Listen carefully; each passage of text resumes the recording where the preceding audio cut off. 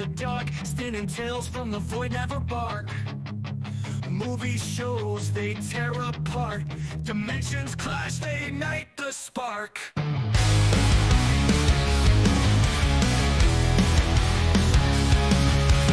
Couch debates, turn the volume up. Set the chaos over for the cup. Alien worlds and twisted scenes. Banter spreads like electric dreams. Outer dimensions ride the wave. Train days set flames ablaze. Discussing bits and cosmic plays. Beyond the stars they find their praise. They find their praise.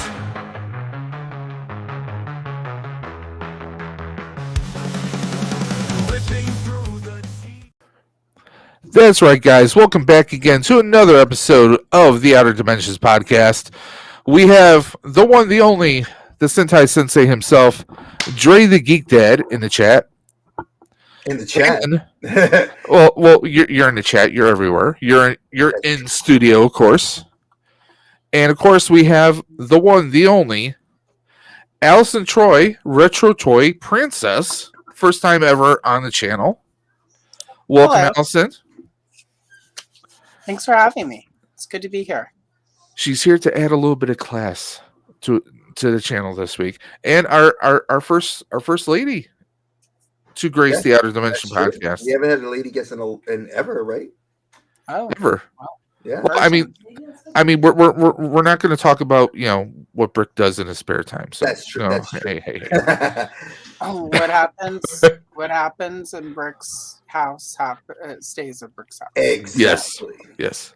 I'm sure he's going to kill me for that, but Yeah, Brick, go after Dave, not after me. and of course, the guy with glasses, the big guy, the big bird today, wearing the yellow.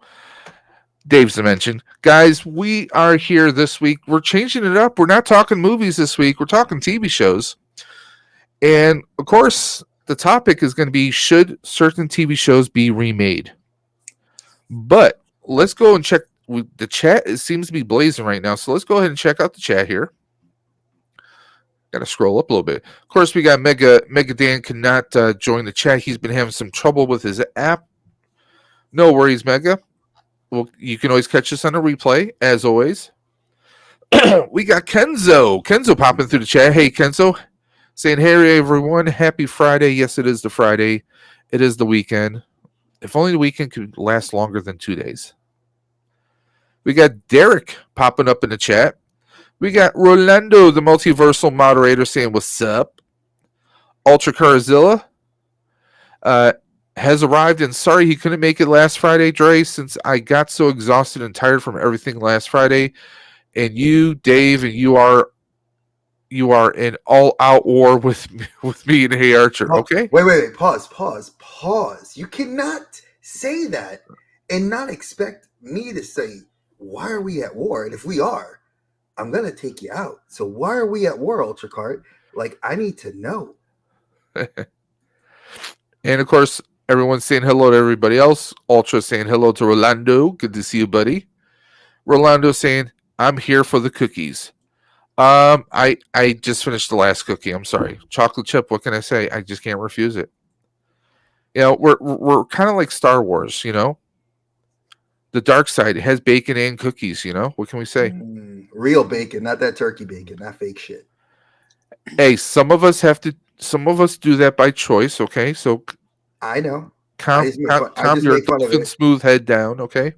Wait. Let me read this, Ultra Card. So you're saying that Dave, he said, Dre, you are not in war. It's Dave, since he's being afraid of doing a collab with Kenobi's Bunker, and Hey Archer booed him for being a cow. Ooh! Okay, Wait, I got booed? I got booed? Wait. And Ultra Cardazilla, this is going off topic now. First off, your boy, I'm a Ghostbuster. I ain't afraid of nobody, including no ghosts or any Jedi. So let's keep that straight. Mm-hmm. 2, if a person wants to collab with someone else, they can get off their chair and message that person anytime they want to, if they want to collab. So let's just put that out there. But let's get on to the rest of the show here, guys. Let me address one more thing before you let Ultra Cardzilla go with that. Ultra, I also want to let you know that we have called out Archer to come on here because I want to. I love you, Archer, and I'm gonna say this right to you. We're gonna like cut to like a wrestling promo. I'm gonna look right in the camera. I'm gonna tell you this. I love your reviews. I love your channel. I will always support you, brother. But you are very harsh on a lot of things you say. So I want to bring you on here so we can chat. I called you out once. I'm calling you out again, Archer. Bring it. Unfiltered, uncensored, I want that ass here, boy. Bring it. unleashed, Bring it. unleashed. Are you sure you want to say it like that? Bring that here, boy. Chippy chop. Okay. We got Vern from Oakhurst Studios saying, "What is up, everyone? Where is everyone?" He's saying. Well, the show's just starting. We always start a little bit late. We got Rolando again. Everyone's saying hello to everybody else. Vern is saying hello to every single person. Vern, I'm going to Rolando saying, I'm going to send you a message on Instagram for some advice on a custom he's working on. Vern is he's known as the head swapping master in some of the toy communities. He's very good. He's made some very interesting, he's made his own custom figures. He's pretty good. I think Vern's been working on, or he has completed his A team, which is interesting. We got, of course, she's in two places at once. I love it. Allison's in two places at once. She's already mastered the ways of the dimension. There you go. And Ultra, I did see your comment about the Halo TV show that Paramount did. I'll bring that up later in the show because I do want to get to that. And it's not in a bad thing because I'm one of the very few people that didn't dislike the show as heavily as it was criticized. So we will address that later. Yes, I have my own opinions about the show, but and we'll touch base on it. Vern is saying hello to Allison. Allison, there you go. See, everyone agrees. Allison brings class to any and all situations. There you go. I have a milkshake out front. It's not working as advertised. There is a crusty old man though that keeps walking by to see what it's all about. So, yeah. Tell them to go wash those crusts off, man. And Rolando dropping the links right there. There's Allison's channel. Go ahead and check it out. If you love anything retro, you love art, you love just very chill, awesome streams, that's what Allison's channel, I think, pretty much is all about. Allison, why don't you tell everyone who isn't familiar with your channel what your channel is in your heart, in your eyes? Go right ahead. Well, its channel name is Retro Toy Princess. So they're retro toys, but I do focus a lot on vintage coloring books and actually coloring pages on them, from them on the channel. So there's a lot of coloring content, but it's not your typical adult coloring content where it's fancy, expensive, higher end adult coloring books. This is stuff from like the 80s and 90s. And for instance, I just got some Annie coloring books, so at some point there will be some Annie content on there, but because nothing says the 80s like Little Orphan Annie. So today I did a Star Wars stream, so if you like Star Wars and don't want to be ashamed because you like Star Wars, go watch some of my stuff. So. Thank you very much. So there you guys go. Very chill streams. Sometimes the talk gets a little therapeutic and heavy, like a couple days ago. Oh yeah, I mean, but I have to that adds the realism to it. Yeah, that shows how authentic you are. If you're Moby, there will be nothing calm because I will one day, Moby, get your skin and your head, so, and then we'll throw it off a cliff, and then they'll never put it back on, so he'll be dead forever. That's how it works with vampires, right? You cut their head off. And you got to throw the body in you got to run it in a river and like stake the heart and and then salt the ground where his house is so that nothing ever grows there again. Exactly. Or if you come across the sparkly emo ones, you just get blade after them. Facts. There's no such thing as a sparkly vampire. Yeah, he became Batman. He actually upgraded himself. I didn't watch that because I was just like, yeah. It's actually good if you like. if you like dark films, I think that and it's funny we weren't talking movies today, folks. But I think the Batman, if you watch it in one sitting, it's a little bit heavy. So I rewatched it, but I took a break. Like I actually watched like an hour of it. I watched it like an hour and an hour and an hour. And it's easy to digest, and it's a lot better of a film when you watch it in those chunks because it definitely feels like a detective story more than a vigilante versus a the system and the evil bad guy. I'll say this: and this is a hot take, and I don't consider the 1989 Batman a year one Batman at all. I don't. Right. I think Pattinson's Batman, the Batman, is the best year one live action that we've ever had. Mm-hmm. Hands down. Excellent. And I mean, the Batmobile's pretty much built out of a muscle car, so I mean, in itself is pretty badass. Well, they also the thing that I like about it now is if you watch it and like actually look at like the behind the scenes stuff, his emblem on his chest was the gun that killed his parents. He restructured it to become the Bat. So, does he do the Christian Bale like? No, he doesn't do that at all. No, he doesn't sound constipated. Yeah, he doesn't, or he smoked like 800 cigarettes a day. Like he actually, sounds like he has more of like an angry tone because he wants to be carried seriously. So I think it's a good film. I will say this. I mean, Pattison, some of the biggest most money making. Let's just say, I mean, of course, he was in one of the Harry Potter movies. He died in that one. Big shocker. And then, of course, he was in the glitter emo vampire movies. No, I'm sorry, I just can't. I tried to read one of those. I made it 3 paragraphs. My coworker was like, "Hey, you should read these. You would love them." She's like, "They're so good," and I read 2.5 paragraphs, and I just closed it and handed it back to her, and I was like, "No, thank you." Now, see, Allison's already elevated things because notice she didn't say, "Oh, I tried watching it." No, she tried reading the books and she couldn't even get past a few paragraphs. That should tell you enough. That should tell you all you need to know. I tried to watch the movie once and fell asleep, and I was just like, it's like when I try to watch a Harry Potter movie, I fall asleep like 15 minutes into it, so I just stopped. There you go. And rewatch like Zodiac or Star Wars or Slumber Party Massacre, the classics. Oh, I love it. You're rattling off so many good films there. We got to bring you back for some. Kenzo says, "I can't take that dude seriously," and a lot of people can't. But I think if you have to go into that film, Glitter Boy, much like how we're going to talk about some of these shows today, you're going to have to go into it kind of with a no expectation. And I think you'll like it for what the film is. Like I said, it's a good detective, policey style Batman movie, which is what Reeves was going for. Yes. And that's why Gunn's kind of backing this. For anybody that's been paying attention to the news lately, Gunn is like really putting his emphasis that this is going to be the Batman until Brave and the Bold. And that's like this Reeves Bat universe is going to be self-contained. We're getting a Clayface out of it. We got another season of Penguin coming out. Penguin was an excellent show. I really like Penguin. So don't hate me. I haven't watched Penguin yet. I don't have Max. I'll put it on the drive for you.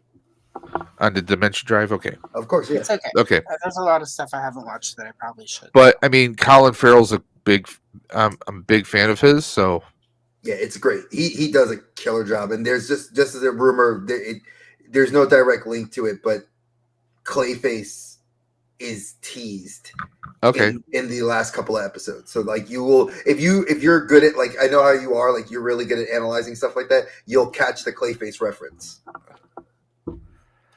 So speaking of references, let's reference this show right now. Let's do it. So now getting into these shows, folks, I wanted to kind of cover something really big.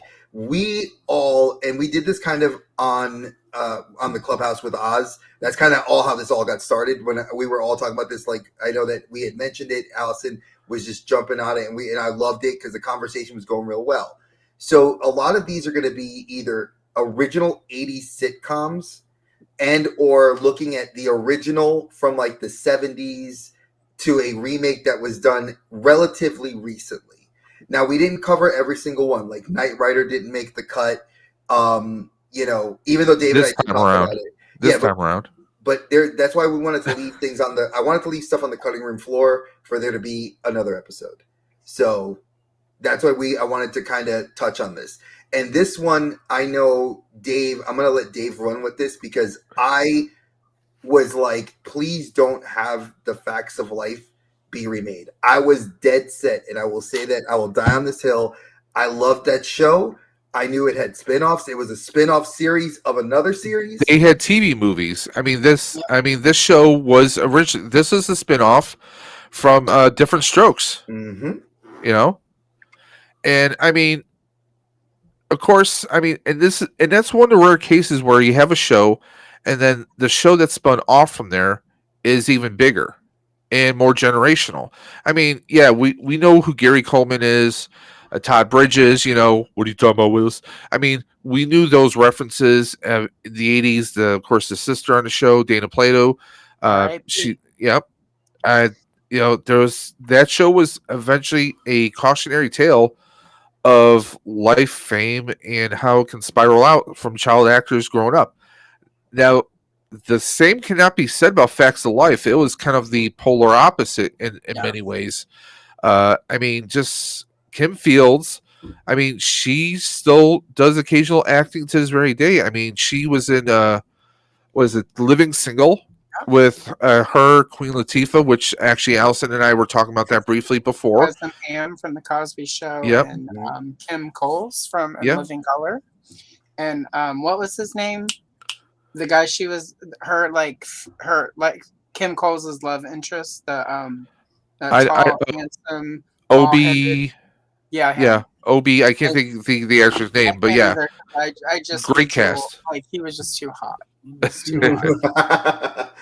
Too hot. But I mean, this show. I mean, just everyone involved in this show was just like recently just won an Emmy for The Upshaws on Netflix. Yeah, which is a great ass comedy. Now it's funny, like how she sort of disappeared for decades, and then all of a sudden she's having this revival happening, and it's really amazing because it's great seeing these revivals. With there's quite a few actors that are getting that second win, that second career. But let's take a look at this. For a show that started in 1979, for a sitcom to run 9 years. Yeah. Now I'm trying to think of a sitcom or some kind of a half-hour comedy show that has ran that long from that era. I think the only thing, I mean, before that probably was MASH. Yeah. I mean, All in the Family, I'm not too sure if that run a full maybe 8 seasons total with the spin-off show. The Jeffersons probably Jeffersons too. Well, see, that's another thing. That's another great comparison right there.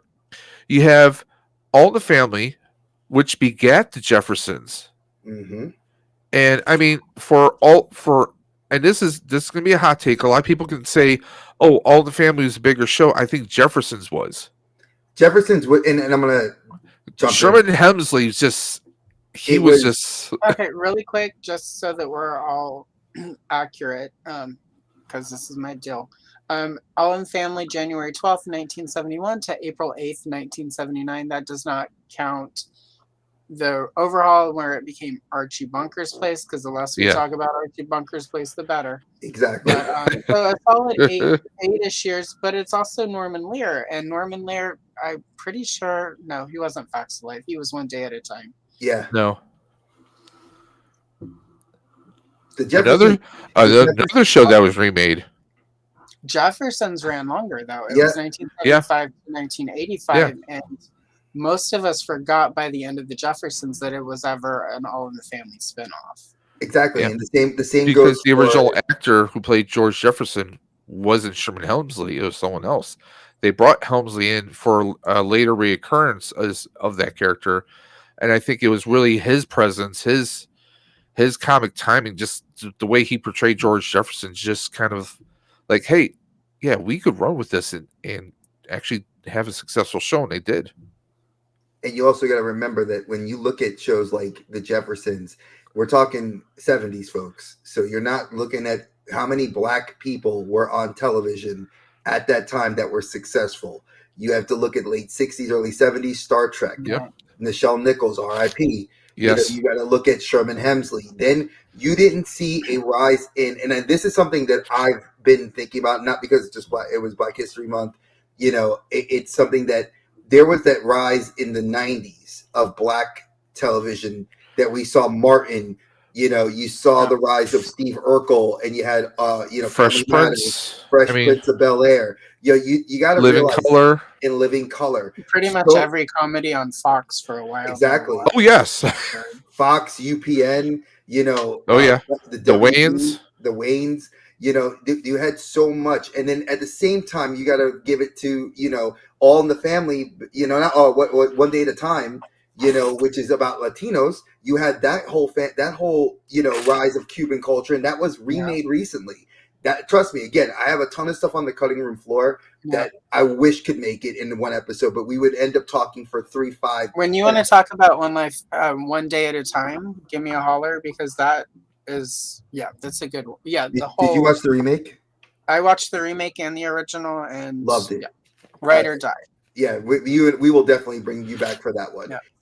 So, Dave, I apologize. Go ahead. Because there's a never-ending line of TV shows that have been remade or attempted to be remade. So this can be a whole series that, if you guys like, we'll definitely revisit. But I mean, we had, Mindy Cohn, who went on to being, she's done a lot of voice work. We know her as Velma from Scooby-Doo animated series. That a lot of people don't know that was her, and her. Kim Fields have had they have had reoccurrences in different TV shows over the years. I'm blanking on the actress who played Blair, but she honestly, other than Lisa Whelchel, she was Yeah. her only significant work outside of Facts of Life was she was on a season of Survivor, and she almost won. Okay. Oh, wow. I felt know- bad for her this season. She didn't win, but not. I So know much. she did like the Hallmark style type movies here and there, She did that. and she did like QVC type stuff. But she never really excelled outside of the show, like for series wise. And the actress who played Joe Pol, she was my relatable character, because I like characters who are just total smartasses and who are defiant. She was the rebel of the show. She was a big favorite. She was my favorite. Let's face it, Mrs. Garrett. I'm sorry, she reminded me of my grandmother. I think she reminds people of an aunt or someone you have in your family. This show just had someone you could relate to on so many levels. And no, I'm not going to mention about George Clooney being on the show in the later seasons, if you guys remember that. Yeah. God, you just put that image in my head, and I remembered it. Like the minute you made that comment, I'm like, the big oh, friggin' God. hair he had. That was like around the time George Clooney joined in the later seasons, and this was like around the time he was actually, and he's one of the only actors who can say this.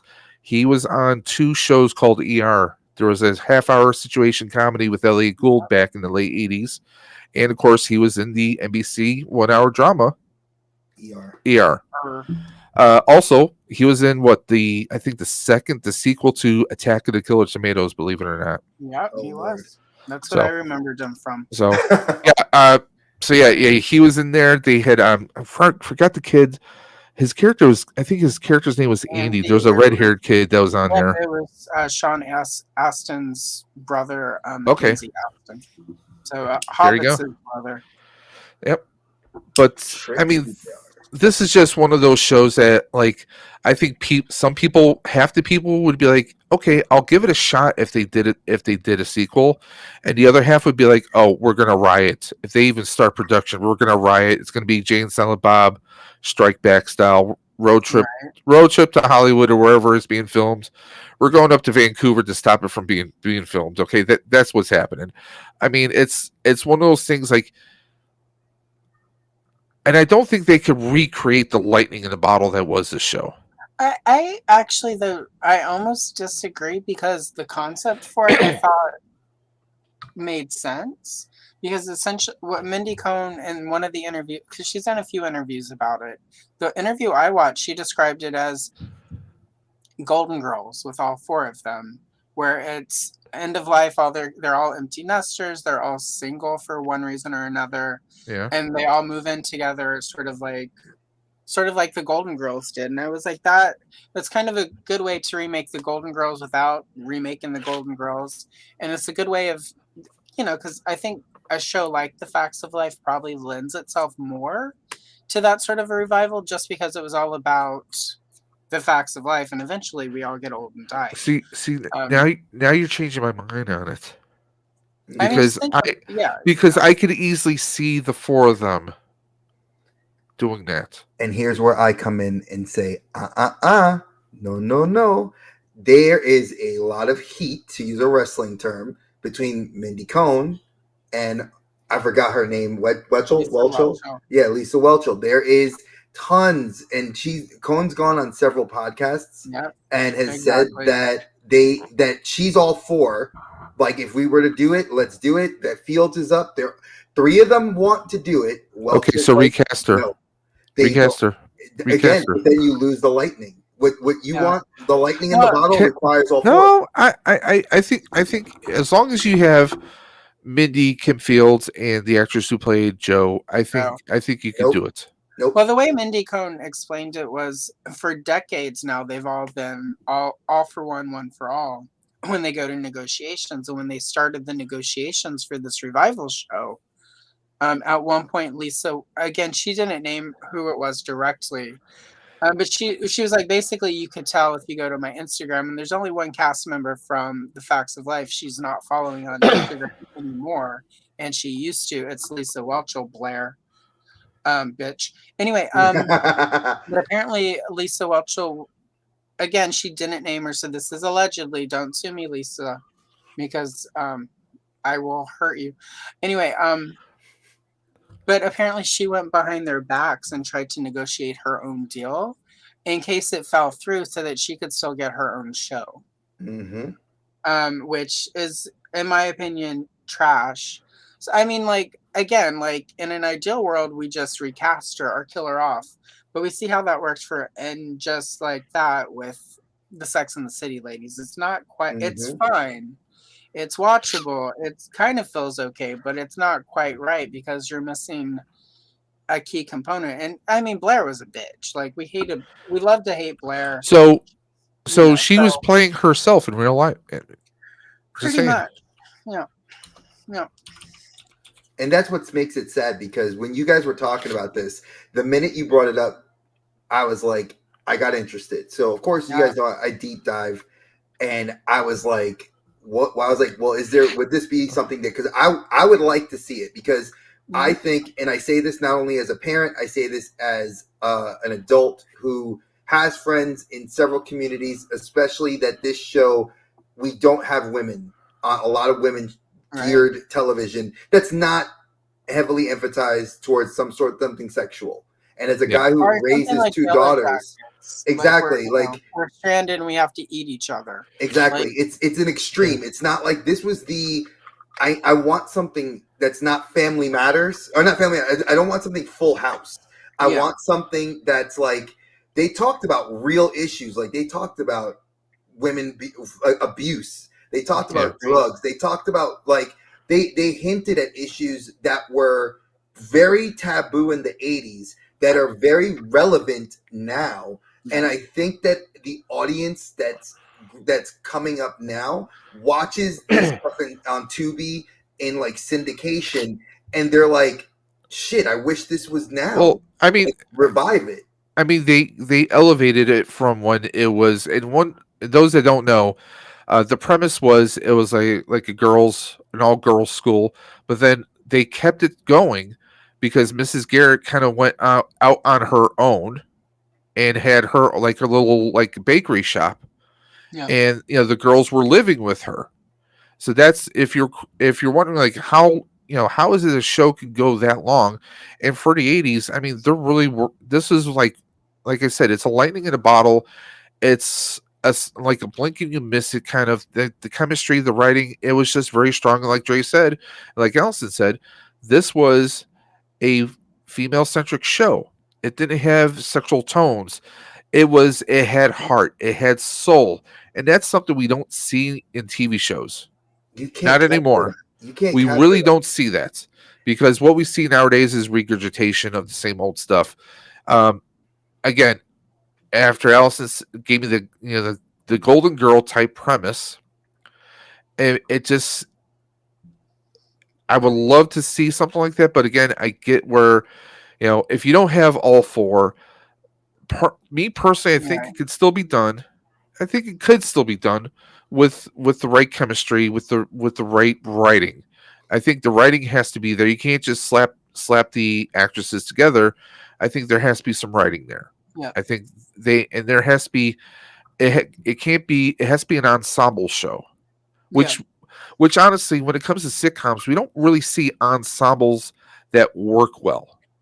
There's always someone who rises above. I mean, hell, Steve Urkel was just supposed to be like a couple episode Right. trick pony, and he blew up. Everyone latched He was on to the him. reason that show Or was you so see, successful. or Yeah. in sort of modern day, you see like Community and Superstore and gosh, what's the other one? Those are all, and those are all NBC shows. If I'm Those correct, this aired on yeah, NBC, didn't it it? did. Well, those are ensemble shows. Abbott Elementary, which is still going. You're Okay. right. The other two have. I haven't seen it, but I've been hearing great things. I know it's touted on as a hit show on Hulu. So I quite enjoy it. I think if the two of you aren't watching it based on some of the shows that you have mentioned you like, I think you would both quite enjoy it. Oh, Abbott Elementary, I get because I was a former teacher and my wife's a teacher, so I get all the jokes and innuendo that they make. It's like I love it, and the fact that they have a lot of cast members from Everybody Hates Chris, and to me, Abbott Elementary is like, it's high on my list of stuff I've enjoyed, and that my wife, she doesn't really watch a whole lot of TV, but when she does get a chance, I've been like kind of pushing her to want to watch that one because I think it's funny. But with those shows, the thing like Community, it was fine when Chevy Chase left.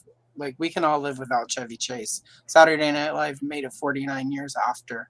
But when Community lost some key cast members, it just didn't quite work anymore. And it was the same with Superstore. Even though it was an ensemble, once America Ferrera left, the show just didn't quite land anymore. And that's kind of with the Facts of Life. Yeah, Mrs. Garrett left, but you still had the core of those four girls, because that was really what was most important, was the relationship. There was a heart to the Facts of Life that came from the four girls in that relationship that did survive Mrs. Garrett. But if any of those four girls had left, that show would not have worked. That's why the very last episode is the backdoor pilot for Blair taking over Eastland School, and it just didn't work because Blair by herself is boring as fuck. No. Lisa Whelchel. Nobody wants that. I mean, it was always Blair and Joe going at each other. Yeah. That was a big thing right there. And I mean, Tootie and Natalie, they were like that. They were four girls, four people from different families, from different backgrounds, and they became family, and they were family for 9 seasons. Yeah. And that's something that, like, when like Allison and I talked about it, and it's definitely, we're gonna do One Day at a Time is on the top of the episodes for the second episode of this series. One Day at a Time. Growing up watching that show, it's a very different thing than when you see the remake. The remake hits me in the feels because I grew up with my mom, and my mom, being that that was a Latina lead, and again, the grandma who I absolutely loved, Rita Moreno. Mwah, thank you so much. Yeah. It's like there's certain shows that, like, you try to do it, and like George Lopez, he did it with the Lopez show, and he did a great job. And I like Lopez versus Lopez now. It's funny, but it's not like it doesn't hit the same way.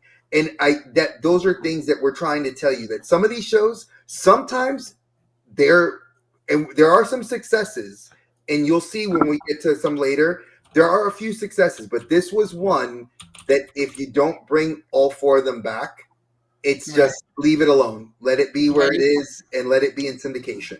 You couldn't do like one day at a time where you brought in a whole, like rebooted it and did a whole new cast and a slightly new situation. I mean, you could do that show, but you couldn't call it The Facts of Life and try to make. You could even do No. a show set at Eastland School for Girls, but you couldn't call it The Facts of Life and have it work. It would have to be its own. It could be like thematic. Oh, wink, wink, nudge, nudge. Like, the Girls of Eastland. You could call it that or whatever, and that might work. But it's never going to work as The Facts of Life reboot or like continuation because the reason The Facts of Life is The Facts of Life is these four girls. Yeah. And that's like even I want to throw another one in there that's also on the list. Three's Company. Like Three's Company was the show. Yeah, you changed. John Ritter was one of those characters that you could not replace. And when they Right. did Three's Jack. Company, when they did, Three's Company now, where it was just him, it was not the same chemistry. Yeah, you could have brought in it was Mr. Roper Yeah. and his Yeah. wife, and it was funny. But again, it's like there's certain things like we know the Cosby Show, and then its spinoff was A Different World, and then Different World had its spinoff. But sometimes it's like a photocopy. I make one, it's gonna look really good. That second copy, not so much. Yeah. The third copy, gonna look worse. And I think that when we look at some of these, it becomes too diluted. I agree with what Allison said. Sometimes you can take the idea, maybe reshape it, do something. And I'm going to use a more recent one, Riverdale. Riverdale set is Archie Comics, and I love Riverdale. I'm going to be one of those few people. I haven't watched it, but I am considering watching Sabrina on Netflix. I enjoyed Sabrina. Sabrina is because and this is going on a tangent real quick, but the actress who played Sabrina was recently in a Red One. No. There was a show, or not a show, but a movie that was on Amazon recently, where this girl accidentally is somehow traveled back in time because of a killer. You know what I'm talking about, Dre? Yeah, I watched that. It was great. It's awesome. I really liked that show, and then I found the movie, and I found out the actress is the one in Sabrina, and then I found out Michelle Gomez, who I'm a big fan of, is in that. Michelle Gomez from, probably most people might know her from either what was it, the DC show? Was it Titans? No, not Titans. The other one I'm blanking on. Michelle. Okay, so DC would have been The DC Doom Patrol. She was on the later seasons of Doom Patrol, but she was also Missy from the Peter Capaldi seasons of Doctor Who. She played the female master, but she's an amazingly hilarious and insane actress. So that's got me interested in possibly watching that series. If you watch Sabrina, watch Riverdale, because there is a crossover episode, and there's a lot of innuendo between the two universes because they are existing simultaneously. So can I just go through the door first? Why do I have to go through in the window? I go through it to the wall. I'm just going to leave it at that. Okay. So I'll break through the wall like the Kool-Aid Man. Oh yeah. But yeah, so don't ever hope for a revival show unless totally killer. That is an awesome movie because I love anything 80s, and that was just awesome. It was an awesome movie. And see, I think Alice is a lot like me, Dre. As soon as someone says something, she's on the keyboard pulling it up. She always does that. She does it when she's on the Clubhouse. I see it all the time. That's why I love it. But folks, sadly, don't expect a revival. It's been debunked. I mean, unless somehow this lady decides to change her personality and they do it, awesome.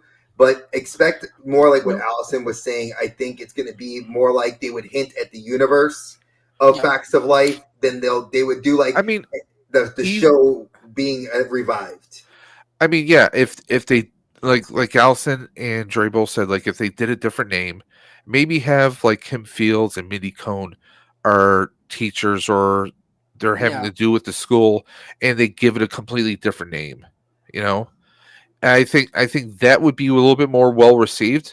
I mean, let's be honest. A lot of people watching this may not have ever heard of Facts of Life. If we have some of the younger audience, but we all grew up in the 80s and 90s. So, this was like, I watched this all the time with, my mom or my grandmother. A lot of shows, it's just kind of like we grew up watching this stuff. I mean, Yeah. Facts of Life. That's like hell. Like we said, it ran for 9 seasons. Not too many sitcoms transfer from the 70s into the late 80s. Right. So I mean, I was in kindergarten when the first season happened, and it was like middle school whenever the final episode ran. It was like my entire, childhood to like preteen or like 80. Yeah, I was like 14 when it ended. So like, like that's a long stretch of time to grow up with these girls. And that is sort of my final statement on the revival show that's not happening because Lisa Whelchell's being a bitch. One allegedly. One thing I will say to that though no, is she's these probably being a women bitch. Let's be honest. probably, but these women have been friends since their childhood, since Yeah. adolescence, and it's only within the last say 4 to 5 years that whatever crawled up her butt and died, her butt and died. So Mindy Cohn wasn't. I don't. She didn't speak with complete vitriol. She didn't name her. She hinted at it. So I also like. I've got a few friends that I've had that long, and I'm a little bit young, not much younger than these ladies. But what I will say is there are a few people where they're rough patch here and there as your kids have grandkids. I don't have kids, so I'm fortunate. I just got cats and toys. But for my friends, True who've story. got Same here. kids, weird things happen. You have midlife crises, empty nest syndrome stuff. It's entirely possible these ladies will sit down and sort it out and remember why they've been close and why they've been on the same page for 40 years. So fingers crossed. Yeah. And if the money's right, let's. I'm gonna Yeah. definitely say that if the money, if they're looking at it and they know the money's good, like if Yeah. Netflix or Amazon, really, I'm gonna say if Netflix offers them the deal, that'll Yeah. get all 4 of these girls to the table real Oh quick. yeah. Yeah. And exactly. I think the money I mean- needs to be good, and I think they'll be able to work through it. Hopefully, fingers crossed. And if it doesn't happen, then that means it doesn't need to happen. We'll be Exactly. fine. The memory stays in my heart, and I remember very fondly growing up and and loving the show. I would even love them to do a retrospect on their show all these many years later. Yeah. Kind of like what they Peacock did with Fresh Prince. Mhm. Yep. And they brought the entire cast that are still alive back. You had the 2 actresses who played Aunt Viv. Vivian. They had both of them at the same time. And it was great to see them interact. They knew that, it wasn't anything against each other. It was the way the show was being run. There were different aspects to it. And just to see everybody who was there just be a family. Because, you spend, how many hours a week, how many hours a day did these actors and actresses, these, production staff, they spend all their time together back then. And even now. These people become like pseudo families. So, Yeah. obviously, it would be very niche if they did, but someone like me, I would kind of like to see where they are in their lives, where they are, in their mindsets. Yes, there was a reunion TV show or 2 TV movies and a reunion show, but it would be kind of nice to see, where they are in their lives. How much have they changed from when they started with the show or where we last saw them. Yep. But let's go on to the next one. All right. Oh, let's skip back. The So Equalizer, Dre. This show is one that resonates with me because there's so many pop culture references that if you want to, for the kids that are relatively young, in 2021 we were blessed with a great, probably one of the best Spider-Man movies you're going to get in No Way Home, where Doctor Strange says, hey, you could use this. It was using the Equalizer once, the dungeon. And I know kids were like, huh, what's that? What's the Equalizer? I want to go AI. What's that say? And when I laughed, because I know my teen daughter, when she saw it with me, she was like, not the Denzel movie, kids. Exactly. So we're gonna go back to way back. And ironically, though, this ran from 1979 to 1988, just like Facts of Life. Ironically, I know. And it had 2 TV movies and a reunion show you have here listed. So exactly. So this show started as, a special agent kind of, roaming. It wasn't like the He Hulk. was very proper too. Yeah, he was, and it's even more over like when I ended up looking at like how much the show was influenced in across the world, because you got to remember these shows, if they weren't dubbed, a lot of the country, again, I'm not political, I'm just a social studies teacher, folks. A lot of the shows in their time periods were not aired in other countries because of political issues that they had with the US or with the UK in this particular issue. And this show actually, with the UK, created its version of the same character, not the same actor, but a character similar in a show on UK television. So I don't know what the BBC version, I forgot what the BBC version of the show was, but Callahan. it was Callahan, thank you. Callan. Oh, Callan. And I've heard, and now Callan, I do know, has been mentioned in shows like Luther. They've mentioned it like in other BBC detective dramas. So for those of you that want us to ever do a deep dive into those things, I could do that too, because I love those shows. But this Equalizer show did, again, late 70s.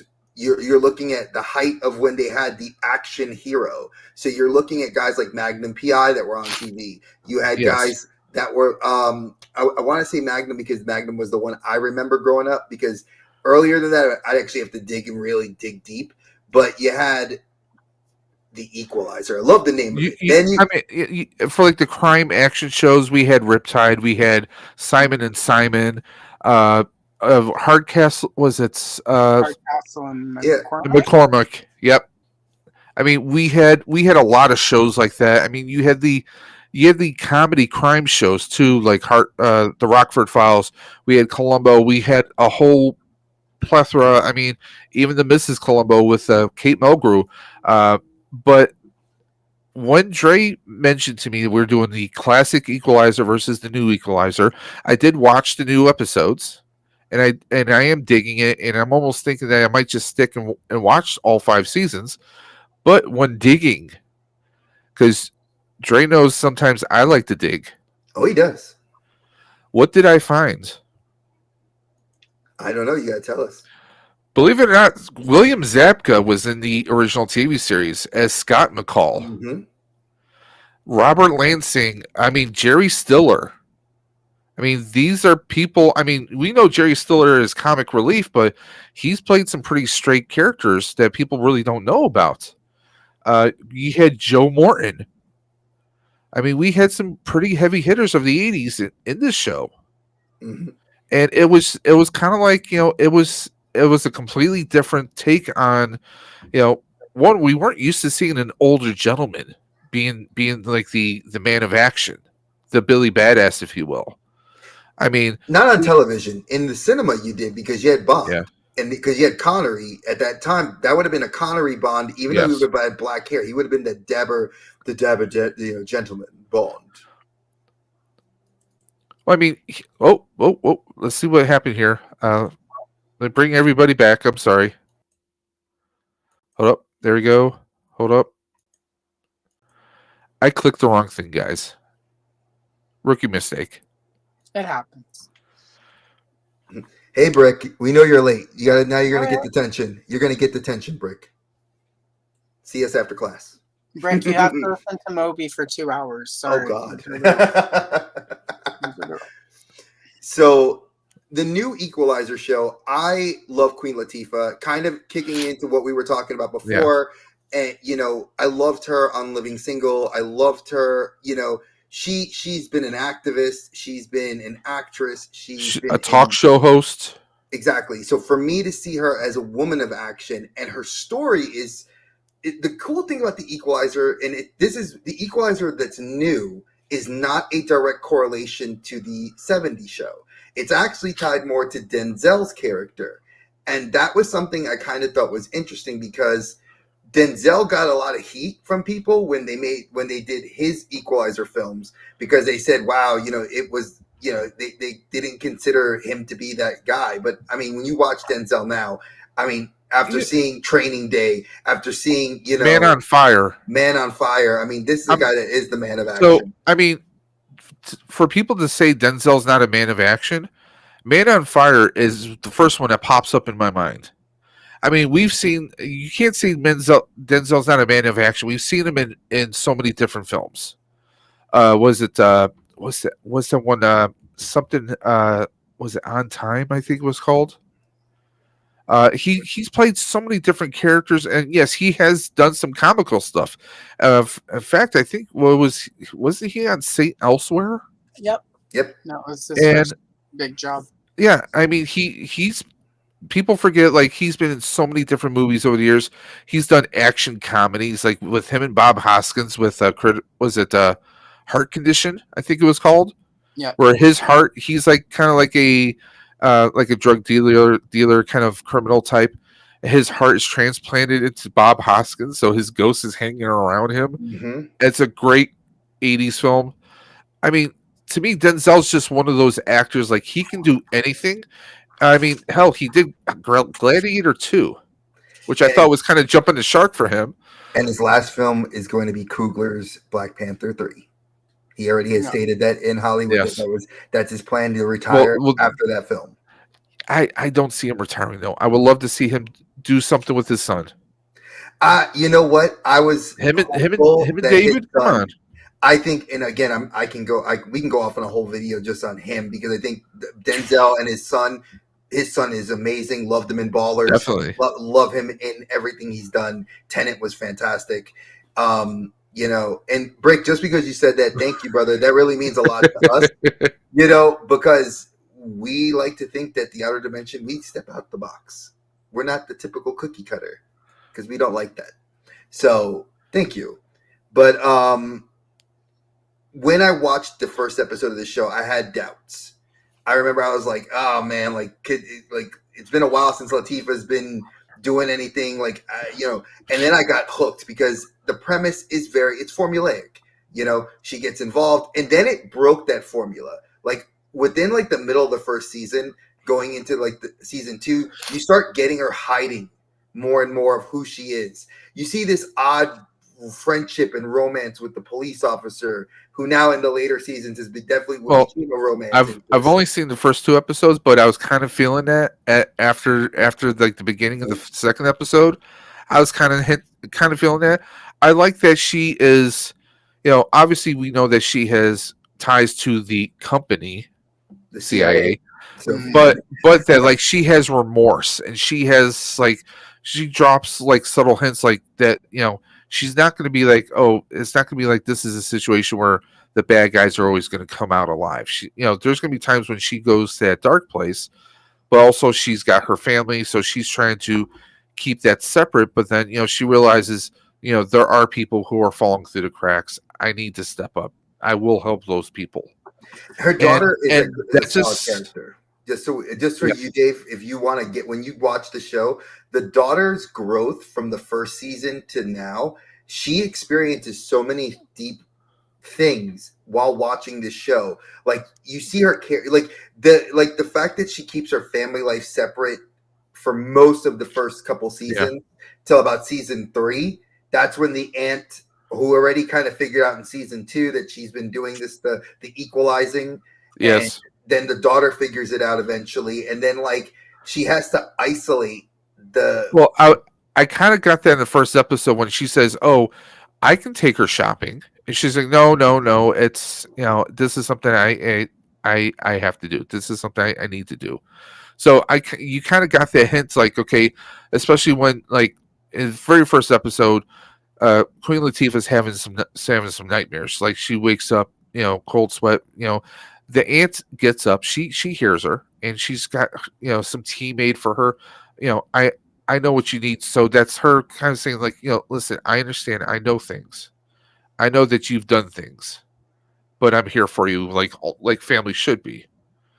So I mean, it's definitely a different breed of show. I mean, watching the first 2 episodes, I get the hint that it could be, I don't want to use the term episodic, but episodic and almost procedural like, but I guess I'll find that out over time. but if It's it not. feels different enough that it'll feel fresh. So That's what I'm getting so far. I'll give it to you like this. For any, and this is for you guys who are want to watch this show. It feels that way for the first half of the season of season 1. It leaves and breaks that formulaic nature, and it starts delving into characters. And a lot of this show delves into other seasons. Like when you get to season 2 and 3, they start harkening back to issues of season 1 and season 2. There's a lot of interplay between some of the stories that were older now taking a more prevalent root in the.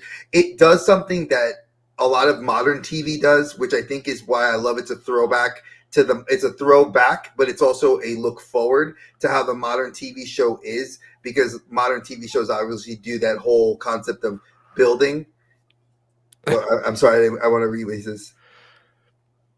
You said try to go back and scan. I only missed Facts of Life, right? I'd watch a remake because I'm down to check anything out. After all, you take the good, you take the bad, you take them both. Facts. You have the facts alive. But yeah, like I think that one other thing I liked about this too, there's a lot of interplay between the relationship of a single mother with the aunt. Like I had an aunt that was very much like the aunt in the show, that she was like an auntie that looked out for me when my parents were separated. My dad wasn't around, so it was like my mom was working, my aunt took care of me, and she was that confidant.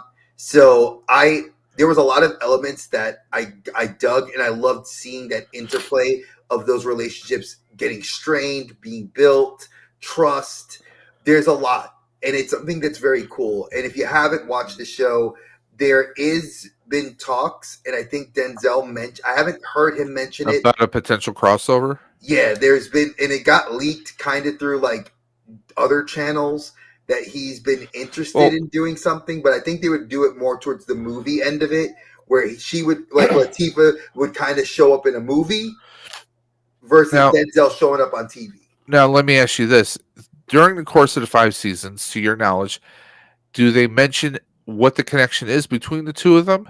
No, there is no connection between the characters. So the Equalizer, kind of think of it as a mantle. It's sort of like because they both have the last name McCall. Yes, but there's no relation. There's no relation. Okay. As far as we know. Because I was almost hoping, like, are they siblings? That I could be down for, like siblings who maybe they had a loss in the family, but then their psychological profiles made them seem like they would be good assets for the company. And if you have seen the third Equalizer film, which I bought on Blu-ray, and I was kind of iffy because I was like, sometimes the third film ain't the best. Expendables 3, I'm looking at you. Beverly Hills Cop 3, what? Huh? Expendables 4, I'm looking at you. You know, Equalizer 3 was kind of but it leaves the option as years have passed from 2 to 3 that I feel like this show, if you slotted this show into like where 2 and 3 are happening, and then like you bring in Denzel to meet her, I could see it being like a quick little crossover, kind of how they did Ezra Miller and Grant Gustin. Y'all know how I feel about Ezra Miller. You know, I'm sorry, I just threw up in my mouth. By the way, I knew that was going to happen. We don't use that 4-letter word, Ezra. We don't use that on this channel, Dre. We talked about this. But I think that this show, you can see that happening. Just to let you know, like you could see maybe a meeting or possible something. I definitely can see that happening. It's a good show. I don't know, Allison, if you've watched it yet. I have. Yeah. I want your thoughts. Give me your thoughts. I love this show. The old Rip the Band-Aid off. Yeah, so the old show was something my grandpa liked and would be on when we were, because back in the day you didn't necessarily always have options. True. No offense to people who like it. I thought it was boring as fuck. He was just an old white man running around being an old white man. And didn't much care for it. The Denzel movies came out. I watched the first one, liked it quite a bit. Haven't seen the other ones. And then I was like, well, that's odd. I'm like, but it's Queen Latifah. Like, the queen is the queen. And I think I mean, I get there are a lot of people who would really like sort of the crossover, but I kind of like, from myself personally, I like that there's the Denzel Washington Equalizer cinematic universe, and I like that Queen Latifah just has. I don't know that I would want a crossover. I kind of like that Queen Latifah has her um Space. Like her you thing. can Like I Batman. Don't mix the Reeves yeah, like universe with the Gunn universe. Keep them it's separate. really, and it's a really rich. I mean, like again, I watched it just because Queen Latifah. I'm like, I will watch anything with Queen Latifah once. Um, and I mean, I even watched that one with her and Holly Hunter, where she like was the magical end for Holly Hunter's saddle white ass. But I'm gonna teach you how to sing, and it's like Queen Latifah, why punch her? Anyway, um, I would pay but to the see thing, that. yeah, I would too. Holly Hunter and her. Anyway, um, I used to do a mean. I mean mean in all the ways you can mean mean. Holly Hunter. When my southern accent comes out, I might still be able to do it. Not today, hope. But Queen Latifah, just I like the way the show is very balanced. Like you get the conflict of like her equalizer life, her former, like Yeah, CIA special operative, her family. her Like there's her handler and everything. yeah, it's like this whole like she's constantly under this pressure, and there's all the pressure she puts on herself. Like it's a very rich show, and again, not to like diss the OG white man from the colonizer It's from the 80s, but like there's just a richness to like, and, the Denzel. It's a 2-hour movie, so you don't get sort of that depth in a movie you do with the show, and it's like there's Queen Latifah does not. Sorry, I get emotional because it's fucking Queen Latifah, y'all. Mhm. Um, but it's the queen. she doesn't get the props that she deserves because she is a powerful actress. Like Yes, she is. there's just so much like little things she does. It's just big, and like it's just there's so much depth and richness to this show, and it's like I feel like there are probably. I mean, it's doing well for a network television show. Like it's been renewed again. Hmm. But I feel there are a lot of people who don't even realize this is on, and I feel like you're Yeah, really missing out. Like this, in my humble opinion, stands up to anything you're seeing on any of the streaming services as finger quote original.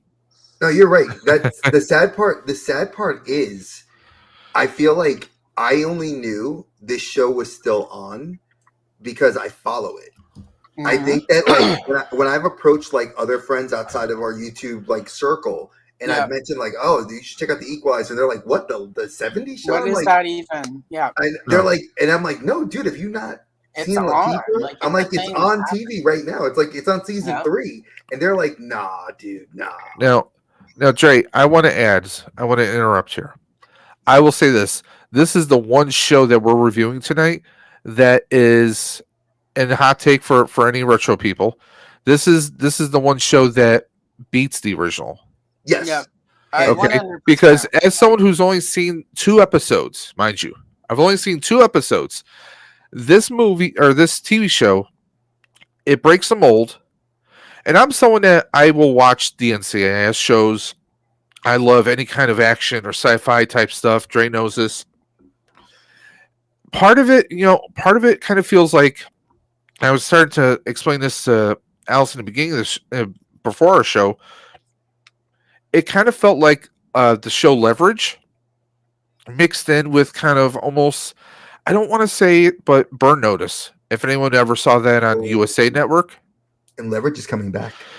Leverage is back. What are you talking about? It's been back. No, it's got another seat, like a new Amazon's. They're renewing it for another season. Oh, I didn't. I didn't know that. So see, look, just educated me on that. I thought it was brand new. No, a Leverage came back with some of the original actors, but not all the actors. Oh, And there's a whole other story that we won't get into because that's an episode onto itself. okay. But like Allison said, like Dre said, Queen Latifah. I mean, from the comedy she's done. I mean, way back when we knew that she was a Chicago. rapper. Chicago. She I mean, stole the show in Chicago. What was what was it, House Guest with her and Steve Martin. That was Yeah. great. I mean, that's a great She movie. held I her mean, own against Steve Martin, y'all. In a comedy, she held her own against. yeah, she did. And Like, in interviews, just even he saying. said that she's got what it takes, and she's proven it. She's Yep. been a rapper.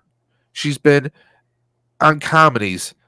I mean, doing Set it off. a Set it off, action people. an action serial for her to do that was kind of a departure for her. Yep. Because she did the talk show circuit. She's done so many different things, but yeah, she is likable. She's one of those actresses, those actors who you just like. Oh, it's Queen Latifah. Yeah. I'm gonna see it. You don't even know what the premise is. You're like, oh, she's got a show. I'll watch it. But me and Dre have talked about this off camera in the past. There are TV shows and there are movies that are not being promoted. They're not being advertised correctly. Mhm. Nobody is aware of them. Okay? No one is aware of them. Buy commercial time on, like Pandora or any of the music streaming services. Those types of commercials, they still work. But And yes, I social see we media got is Lurker in the chat, where, by the way. and that's I- the thing. Social media. I'm gonna just put that in there. I think it's social media was the fact that we're not getting a lot Yeah. of info. But Allison, I Well, wanted to let also- you. I also think it's the fragmentation right now of streaming services because, like, this is only available through the streaming service connected to the network it's on. Whereas back in the day, before everyone had their own stupid streaming service, after the end of season one, they would have released the DVD set for you to go buy for, the hardcore people who want to watch this. And within a few weeks of that, it would have hit Netflix. And everyone on Netflix would have found season one, binged it in a weekend, and been like, oh my God, and started watching it. This is going to be one of those shows. I feel like this kind of happened for me with like Battlestar Galactica, the remake, because it Ooh. was on sci-fi. Like it didn't, I They didn't had have on Sci-Fi. They tried airing it on USA a couple times. Yeah, and but what happened was once that show was over, most people who like truly Yeah, they're loved finding it Rebels, 6 or found it 7 years after the fact. Yeah, exactly, and I think it's a that's great gonna end show up though. happening with the Equalizer. They'll do like they just renewed it for like season 5. I feel like they'll probably do 6 seasons because Yeah. 5 to 6 seasons is like a good solid run. And I It's feel like it's kind of once an average right now. I feel like once whatever streaming service that is connected to the network crashes and burns, and then it ends up on Netflix or wherever, one of the services people actually are watching consistently. I feel like people, once it hits Max, let's say, because I feel like Max is now what Netflix used to be. I feel like once it hits Max or Netflix or whatever, all of a sudden these people are going to be like, how are there 6 seasons of this that I never knew about? And why is this so good? I love what Brick said here. To be fair, if the Queen Latifah show isn't Agents of S.H.I.E.L.D. crossover with Umbrella Academy, that poster's false advertising. It is. I will say this. I was surprised because I'm watching the episode, the first episode, and I'm like, okay, the cop reminded me of someone, but I couldn't figure out who he was reminding me of from another show, different actor. But the computer guy, I'm like, where the hell has this guy been? The last time I saw this guy in anything was Saving Private Ryan. I mean, there's some really good actors on here, and I like that nobody feels forced. The characters are feeling natural, which says that the writers are doing a great job. And this is only season or episode 2 for me, so this is probably definitely something I'm going to be watching moving forward. Let's take a look here. Brick, Everyone- just to give you a heads up, I'm gonna put it on the Dimension drive so you can watch it. So just I'll hit you. I'll text you. What, After the show. Equalizer? Yeah, I have most of it. Well, if you happen to have Paramount Plus, even if you have it through Amazon, you can stream it that way. It's like I said, it's a damn good show, and I'm glad that I was looking at this as how Allison nailed it on the head. It's so deep. Like you get past that formulaic shit in the first, like I said, first season. Yeah. Once you start really delving, season 2, end of season 1 into season 2, and everything after has been so like layering the characters, and it's the writing solid. I think it's exactly what that mix of the old with the mix of modern television, what you expect now. How you get people to watch Stranger Things for 5 years, or 10 years with the damn actors could be in their 20s, But it's that's how you get to that point. They're knowing how to draw you in. So, season 6 is on the table. They haven't done it's May. We will find out if it's going to be renewed, because that's when they'll be putting out the renewal. So I couldn't update, but I will do an update show with Dave in June that will talk about the shows that were picked up that we did that have been successful. And if this show doesn't get picked up, I'm going to be sad. I don't see it not being picked up. I think it's going to be picked up for a season 6. Well, how about this? What if they didn't do a full season 6? What if they did like a Paramount Plus exclusive movie, a la Section 31 with Star Trek? How would you feel about that? And if the movie did well enough, then they would continue and do a season 6 afterwards. Well, how would you feel if they did a proposal like that? I think season 6. I think you need a whole season.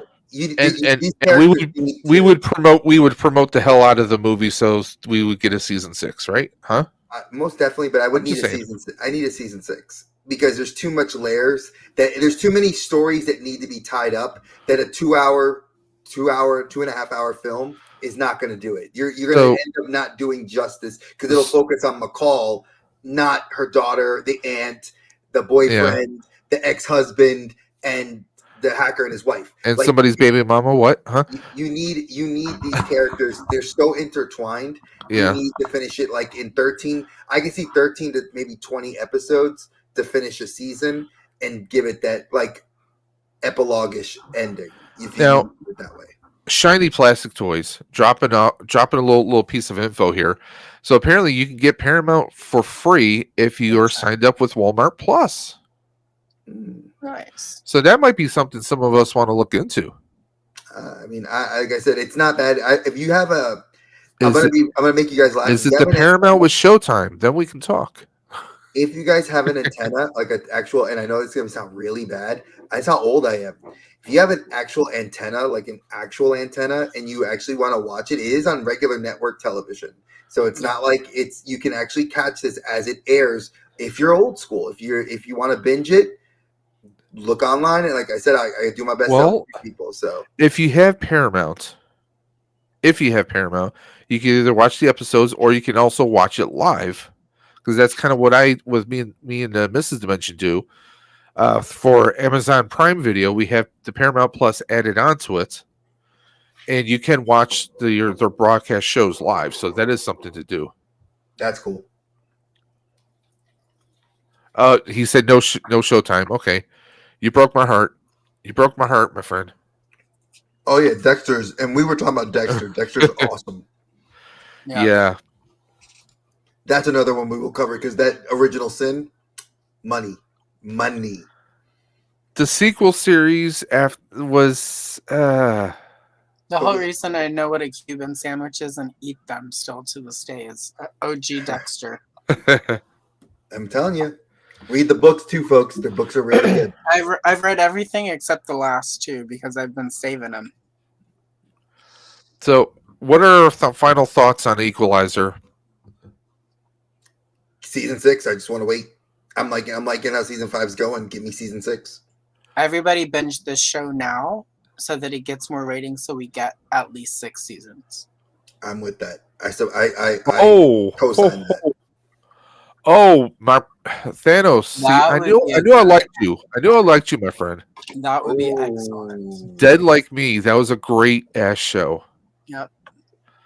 See, I love the weird, quirky kind of shows because Sci-Fi had a whole bunch of shows like that back then. Yep. Dead Like Me. Just Almost Human. And again, those are BBC shows. Remade, but yes, they were originally BBC shows. Company originally. Mm-hmm. So, again, I think if you guys haven't watched it, check it out. Watch it. Make it happen, people. You need it. Queen Latifah is the queen for a reason. Exactly. You don't just say Queen Latifah. That's Queen Latifah. Watch The it. Queen. the Queen of the Outer Dimensions tonight is saying to watch Queen, so we have to listen. This is a Watch royal Queen. decree right now, so guys, make it happen.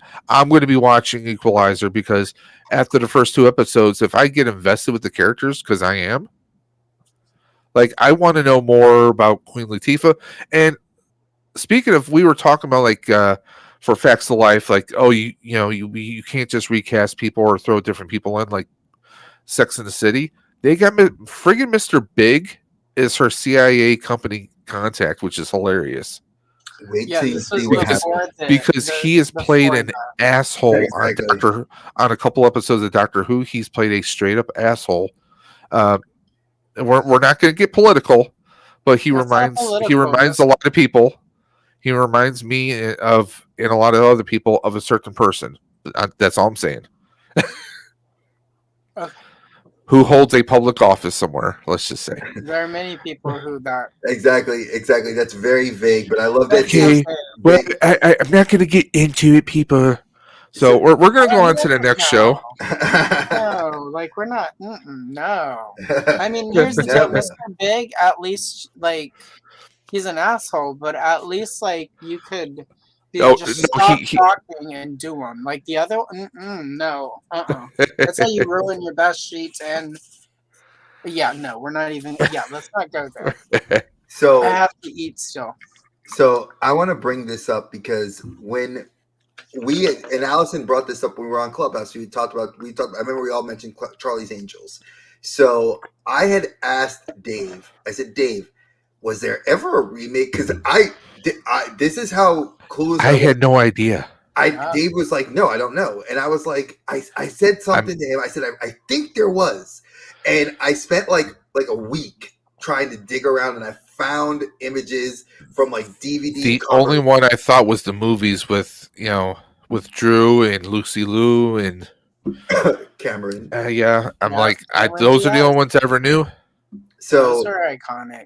so Bill Murray did not get along with Lucy Liu, believe it or not. But that's a But whole he other finally story. apologized to her, which is why I now watch Bill Murray movies again. Because I stopped. Other than Quick Change and What About Bob and Meatballs, Bill Murray was dead to me for a few years until he publicly even stated he was an Ghostbusters? asshole. No. Damn. No. Man. So Wow. So I watched. I mean, we all grew up with the original Charlie's Angels. I mean, Farrah Fawcett. Wait. Flip your goddamn hair. Exactly. This is the whole reason I flip my hair. I can't do the flip. Sorry. I mean, I wish I could. I mean, as beautiful as my hair is, I can't. Maybe you could flip the beard. There you go. Exactly. So, I mean, I grew up loving, I didn't grow up. I shouldn't say I grew up. I watched this in syndication because No, Brick. No, it's not. Not this episode. Oh, that is on Not this episode. That's on Future episode. And maybe we'll have Brick on. And we'll have Allison on. We'll have we'll have a whole bunch of people on. Come on. Oh, yes. We'll do that. Let's do a Hollywood Square style where there's like 20 of us. Like, yes. Don't tempt me. Don't give us ideas. I love it. But this show obviously is iconic. You think of action, and like I said, this is the time period where action shows like Heroes were looked at. You had the Bionic Man, so this is you had the Bionic Woman, and then you had Charlie's Angels, and this broke the mold. For many people that were watching television, this show was completely an idea, and everything I've read is 100% accurate. It is not the show that anybody expected. Like, I thought, I was like, oh, bikini models. I mean, like, when I remember as a teenager, I was like, oh man, these girls are stupid. Then I actually got to like my 20s and I watched it again, the originals. And I was like, holy shit, this is awesome. Like, they're spies, and they were like, it had crossovers. There were crossover episodes with the Love Boat. There was a TV show that introduced Love Boat. And if you guys don't know, Vegas, the remake show that was with now he's departed from us. Oh God, why can't I remember? It's what's his face? James Caan? Yeah. He was on Vegas. How could you not know James Caan? I brain farted. And I can smell it from here. Exactly. Yeah. So he was on that newer show, which has loose ties, but they did try to do something which I thought was hilarious, which was create a backdoor pilot for a show called Tony's Boys. It completely flopped. They said that they tried to pitch the idea to networks. Networks didn't like the idea because they felt that this was perfect. It was what it needed to be, and it was 3 women that were like super agents. Brick, yes. Working with their handler. It was like sensual. It was funny. It had action. It had the drama. It was, I think, quintessentially for me, if you had to look at another show that broke the mold at that time, Wonder Woman. Yeah. Like those were the women. It's all about the dark hair. Wonder Woman, dude, like she was awesome. Like I remember that growing up watching it. Like, bro, Linda Carter still looks friggin' amazing now. She's amazing. If you do not follow Linda Carter on social media, highly recommend it. She's friggin' amazing. She embodies to this day. She embodies sort of that spirit of Wonder Woman. So Linda Carter, love her, and great sense of humor too. And we all know, like Brick said, he loved the show. He watched the TV series, the crappy TV series, which I'm about to get to. But he watched the remakes. And then we get to this. So in 2011, I had just, I remembered I had moved out of my girlfriend and I broke up. I was living on my own.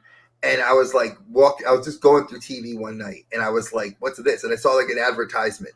Because on cable, we didn't have streaming services. I mean, we did, but Netflix was still by the mail.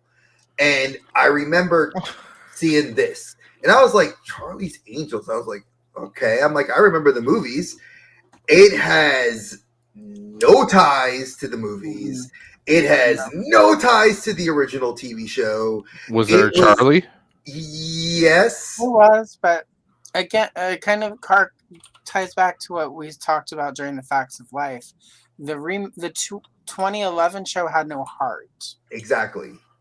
It was exactly carbon copy. It didn't make it past 4 episodes on television, folks. I only watched 3 episodes, and this is as a Charlie's Angels fan. Like one of my first toys as a child was the Hasbro Charlie's Angels Sabrina Duncan doll. One of my first, 77, 76, 77 when those came out. Wow. Like I was like 2 or 3 whenever I got one of my first toys. You can watch it on the Roku channel. Okay, take this off and my this is how you know where we're at. It's an iconic brand, yet it's on the Roku channel. So I'm going to put it this way to you guys. If you are bored, no, I'm not going to. Don't watch it. It's not even a good show. It did 4 episodes. I just wanted to see if it was possible. It did 4 episodes, but don't. Exactly. Don't do Moby instead. You know what you could? Yeah, listen to Moby. Go watch paint dry.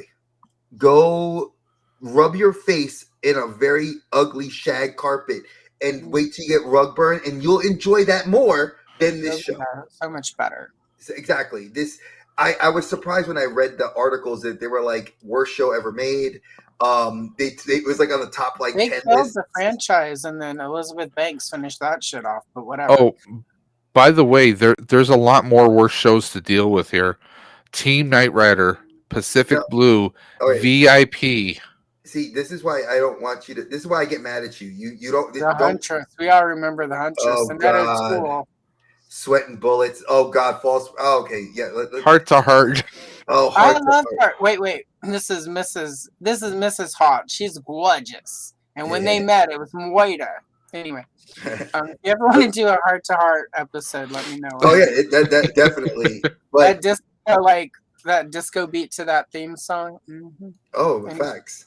But when I watched this show, and I'm trying to get into it, I remember watching it. And I was like, I'm like, okay, they're not even. And again, I understand this, and I'm saying this from a perspective not as just a man. I'm saying this as I know what they were trying to do. You get 3 what you think are attractive women. You're trying to meet 3 different demographics. Get one that looks Latina, one that's one that's Afro Latino or African American, and then get the prototypical, blonde hair, blue eyed white girl Mhm. on the show, and that's what it was, so formulaic that it just flopped. But So I've got opinions when you're Oh, ready for oh no! I'm going to say one thing, and then I'm going to pass it. The only good thing that was survived from all this was the fact that Dynamite Comics, if you don't read them, they're amazing. Yeah. They did a crossover of Bionic Woman versus Charlie's Angels. I actually have ordered it, and I'm waiting for it to get to the house so I can actually read it. The artwork is fantastic. J. Scott Campbell, one of my favorite comic book artists, did the covers. Folks, that's where I'm gonna leave it. I want to hear Allison's take on this. Okay, so we have to and this is a monologue waiting to happen. All right, so here's the deal. Charlie's Angels in the 70s. There are a couple of reasons it worked, right? A lot of people tried to dismiss it as jiggle TV, right? Because they had boobs and they didn't always wear bras and they had little slinky dresses or whatever. But Jacqueline Smith herself said the reason it worked is, one, they dated, they went on dates and they cared about their clothes and how they looked. They could cook their date dinner, but at the same time they could shoot a gun and they could catch the criminal. They were even when they messed up, they were still capable, right? And Sabrina always dated the bad guy, so much so that they parodied that a little bit in the movies. But again, it had a heart. These three women got along. They were, there was a time or two where there were some disagreements over men. But at the same time, these women were working together. Bosley was like the older dad type. Charlie was the disembodied voice on a microphone. He was their Zordon. Yeah, right. But at the same time, other than them getting Bosley was the helper. He didn't act. I mean, he would show up sometimes with the gun, and if you look at how Bosley handles the gun, the fact that nobody just smacked him and took that gun away is a miracle. He was their Guy Friday. Yeah, he was. Yeah, he was. So they flipped all the roles. That's typically, you would have some theme. You'd have what's her face from Mrs. Hathaway from the Hillbillies, and it was flipped. But they had cool cars and cool clothes, and they fought crime. And and they looked good doing it. They were capable, but they were also pretty. So it was there was feminism, but it wasn't scary. But it also had just enough camp. It didn't take itself too seriously. It was still intended to be a fun show to sit and watch. It was the 70s. Watching Charlie's Angels. They don't want you. You weren't meant to step away from it and solved sexism. It was supposed to be it's not a thinking show. It's escapism. It was it's just exactly. Just have fun. Some of that social issue stuff baked into it in a way where it's you can eat it. This is a really delicious. Oh, we got some feminism in there. Oops. There's an attractive black woman as a guest character this week, but her blackness is oh, isn't that delicious lasagna you're eating? Great. It's fun, right? And the Charlie's Angels movies took sort of the camp with it and ran a little bit, but they also made this fun action movie that was, again, very 90s post Spice Girls girl power, but it still didn't take itself too seriously. The problem with that Charlie's Angels show in 2011, it tried to be a straight up crime show. And all three of the ladies in it have dark, mysterious past, and they're all flawed and they're all dark and gritty, and that's not what Charlie's Angels is. Charlie's Angels is supposed to be fun and frothy, and I think they're going on that that spy train there, because around that time, I think you had shows like Burn Notice, you had the comedy spy show Chuck. I think they're trying to ride the spy wagon, because also I think in the early 2000s you had James Bond movies kind of coming back into popularity again. Right. So I think they're like, hey, let's give them a dark past. You had shows like USA had Covert Affairs. Right. So wow. you Brought had back. let's see. Brought that back. Or Nikita. Well, Nikita was Nikita was good. Yeah, but I mean, at the No, but same I'm time, saying like the whole spy train, though. That's what I'm Okay. and this getting at. was also produced and made after Aaron Spelling died. Yeah. Mhm. Like Aaron Spelling is, as ridiculous as some of his, like we all kind of want to laugh at Aaron Spelling television, but at the same time, Aaron Spelling knew how to make TV shows we wanted to watch. And Very I true. mean, and because he understood, like, you need that balance. Like, yeah, you can get some social stuff in there, but you got to make it cool. You got to make it fun. Like, people need to step away at the end of the episode to having had a good time. It's And an the escape episodes I for a reason. watched of Charlie's Angels 2000, I mean, like, one of the girls has a romance with like young hot Bosley. It's like we don't need young hot Bosley. It's like He's that's a the old dude that nobody, like that was part of what made, again, Bill Murray has been forgiven.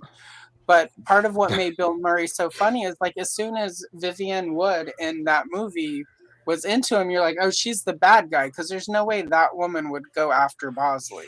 yeah. And it's like, but they make him young, and everyone's young and hot in Charlie's Angels 2011, and that just doesn't. I mean, yeah, we have young hot chicks in like the original 70s, but these are girl next door looking. Whereas they Yeah. got supermodels in 2011. Those are beautiful women. Don't get me wrong. I'm not exactly. like, but they're all beautiful. Like you could have had one of the beautiful girls, and then you need some girl next The, doorness in there. there wasn't a level of relatableism. It was missing. It was missing humor. It was missing the sort of wink to the audience. It's like we're just here to have a good time. Yeah, and I think that this show took itself way too seriously, way too quick, and Yeah. that's what I think ultimately caused it to fail. Was that it was too formulaic. It didn't pay enough of an homage. The movies, as serious as they got, they still followed the formula that worked for Charlie's And they Angels, which still was did the wink. Like the whole exactly. opening sequences of those movies, like Once Upon a Time, there were three little girls. Like just the ridiculous. Those openings still slap. Like go back and rewatch those movies. Oh, my Just wife the laughed when I opening. talked to her about it. I went outside to go see her because I knew she wanted to go to bed. So I was like, "Go to bed. Yeah. I'll watch Rory." And I was like, "We're talking about Charlie's Angels," and my wife was like, and she just the smile that came across her face Yeah. because it's that memory of the Yeah. There's classics. just something, You know, and like this movie, the TV show, it was almost as if the people making the TV show in 2011 was embarrassed of what Charlie's Angels was, and they're like, we need to make it important. Like we can make this good, and it's like it's not. It's good because it's kind of a little bad, and it's a little dumb, and it's a little. I mean, that's the thing. A lot of us here, I think all of us here, a lot of the stuff we love to watch over and over again are nostalgic. And guess what? It didn't take itself too seriously. These I are not mean, thinking shows. These are shows. I mean, for me, I love horror movies, yeah. but I love the campy. Like, think of like Freddy Krueger doing his Friday one-liners. Slumber Party Massacre Leprechaun. is I mean, literally one of my favorite all-time movies. Slumber Party Massacre. Think about that. there you go. But again, that one was written by Rita Mae Brown, like hardcore feminist, wrote a parody of a slasher movie, and then they filmed it as if it were a serious slasher movie. So you've got the humor of the satire, but everyone's playing it straight. It Exactly. worked. And Now, we're- there's a funny story about Star Wars. After Mel Brooks made Spaceballs, he got a letter raving about the movie from George Lucas. And he said if this wasn't Star Wars, if this wasn't like a parody of Star Wars, it would have been a hit all on its own. yeah. And that's the thing. It's like even people who write serious kind of as serious as Star Wars can be. I mean, it's anyone. I mean, we need escapism. We need to laugh at things. We need to not take things so seriously, especially in this day and age with you know shows left and right being accused of being woke, even when they're not, Right. or the fear of something being woke. Even comedians nowadays are they kind of have a hesitation. Well, should I do this joke or not? Because people overthink things, and I think that's even though I haven't seen the 2011 Charlie's Angels. Just hearing from you and Dre, I think that's obviously the mistake was they took the name It was like a faint carbon copy. They took a silhouette of what they thought the show was without actually watching it and looking at the actual context of it, the actual substance. And I'm gonna jump in, and I wanna. It's we because Archer, I know you're still in the chat. So I mentioned earlier, I want you on because I love that you are very keen on how you address things, but I do feel you address some shows, and I want to have your critique and actually like kind of debate with you about that, because I think shows like, I'm going to use The Acolyte, are not considered woke because they touch on modern topics. I think we use that term as a blanket term because it's easy to say, oh, they had a talk about lesbian romance, and people are very scared. And so I mean, get over yourself. It's what you see, it's what's in the world. Is Right. that what? I'm sorry that there's lightsabers and magic and space magic and aliens. I mean, like, to me, if you're gonna piece the show one part, like, and I'm not saying you did this, Archer, or I'm saying this to the fans that tore the show's asshole up, or shows that are like, I'm gonna use Echo. I know it's another show you didn't sing its praises. You're like, oh, it's a character that you needed to see. Well, Echo actually, I think, was a solid show because we represented somebody that was that has an actual amputee, is actually a person who's actually deaf, signs. I think that those are representations that you need because we don't get enough of it. Yes, in doses, some things can be misconstrued. And I think that that's exactly how, and how do I bring this back to Charlie's Angels? It's exactly that. I could take the idea and splash it, but it's not it. It lacks what we've said since Facts of Life: heart. If Yeah. you don't keep to the core values of what it is, Mandalorian, as great as a show as The Mandalorian is, it stays because of the writing, it stays because of the heart. You care about the character, the Mandalorian. You care about Grogu. We didn't know Grogu's name for 2 seasons. For a whole season and a half. Baby Yoda. What? We Huh? called it Huh? Baby Yoda. If that's not a sign that this character, we grew to care about it, exactly. It's groundbreaking. I think people are not looking at representation of Native Americans, because guess what? I'm tied to Native American, Taino Indians. People, they were here just like Native Americans, Mexicans. I can go down the list, and I don't like to get on my high horse about it, but it gets me frustrated that And constipated. well, no, that's never. I haven't had that issue in a long, long time. But it's aggravating that when people look at a damn good show, Captain America and the Winter Soldier, Falcon and the Winter Soldier, probably one of the best damn shows Disney put out, right? Oh. But people Well, sleep on it. we got a response here. Oh, what do we get? I hate the title woke. I don't think I called. No, you didn't call the shows woke. You were quoting that people quote the shows woke. I felt like I wanted to. It's not an attack on you. I love you to death. I think you do damn great reviews. That's why I always support you and will always support you, brother. I just don't. I don't feel it was shoved in our face.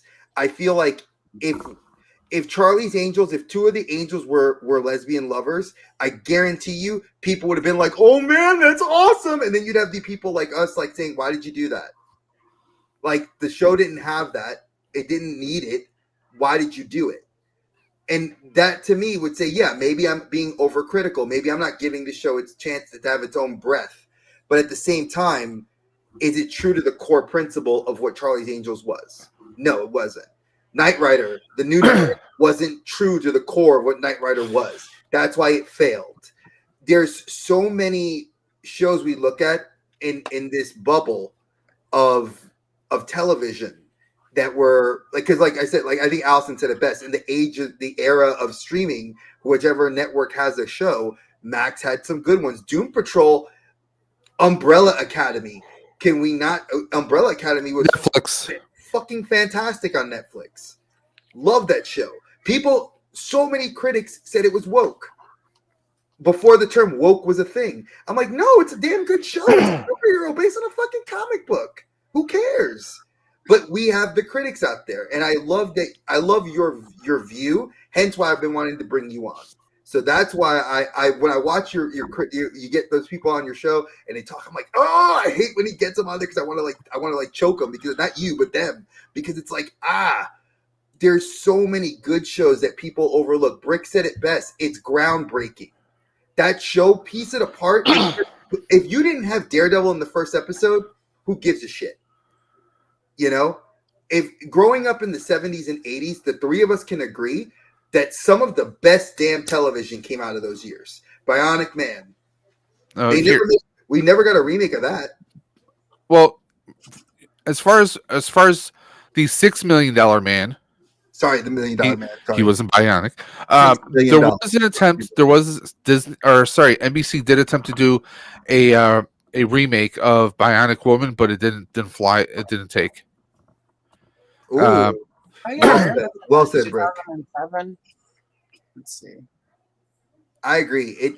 And I think that it's something. You know what? I'm going to mention this because I thought it was something interesting.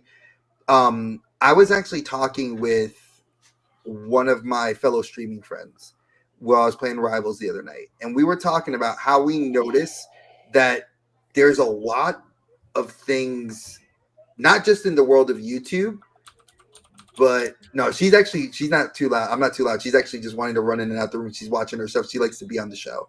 But there's this, what I'm noticing is in the collecting realm, we're not seeing a lot of representation. I don't, honestly, if it's outside of like, yeah, that was the remake. I remember that. 2007. But we never got like a Bionic, the $6 Million Man remake. No. They mentioned it in the show. I do know that much. But, it just only had a few episodes, and that was it. Katie Sackhoff was supposed to be, was the actual original, like, failed experiment. Love that show. But I feel like we're not getting representation enough. Like, it's, if you had Mace Windu get his own TV show, I guarantee you people will jump on it and say that, oh, why did he get his own show? Obi-Wan had his own show. Who cares? It's not the color of your skin, it's the character. And I feel like if we took Charlie's Angels and if Farrah Fawcett was still alive today and, she was somehow on the show, people would complain about that. Keeping true to the core values of the show, when it's a remake or a retelling or it's going to have the name on it, it's got to have that, what we've all said, the heart. Okay. So, are we ready to move on to our next piece of torture? Oh, not torture. This one actually is a tribute to you, my brother. Yeah. Yes, it is. And if anyone wants a clue, there you go.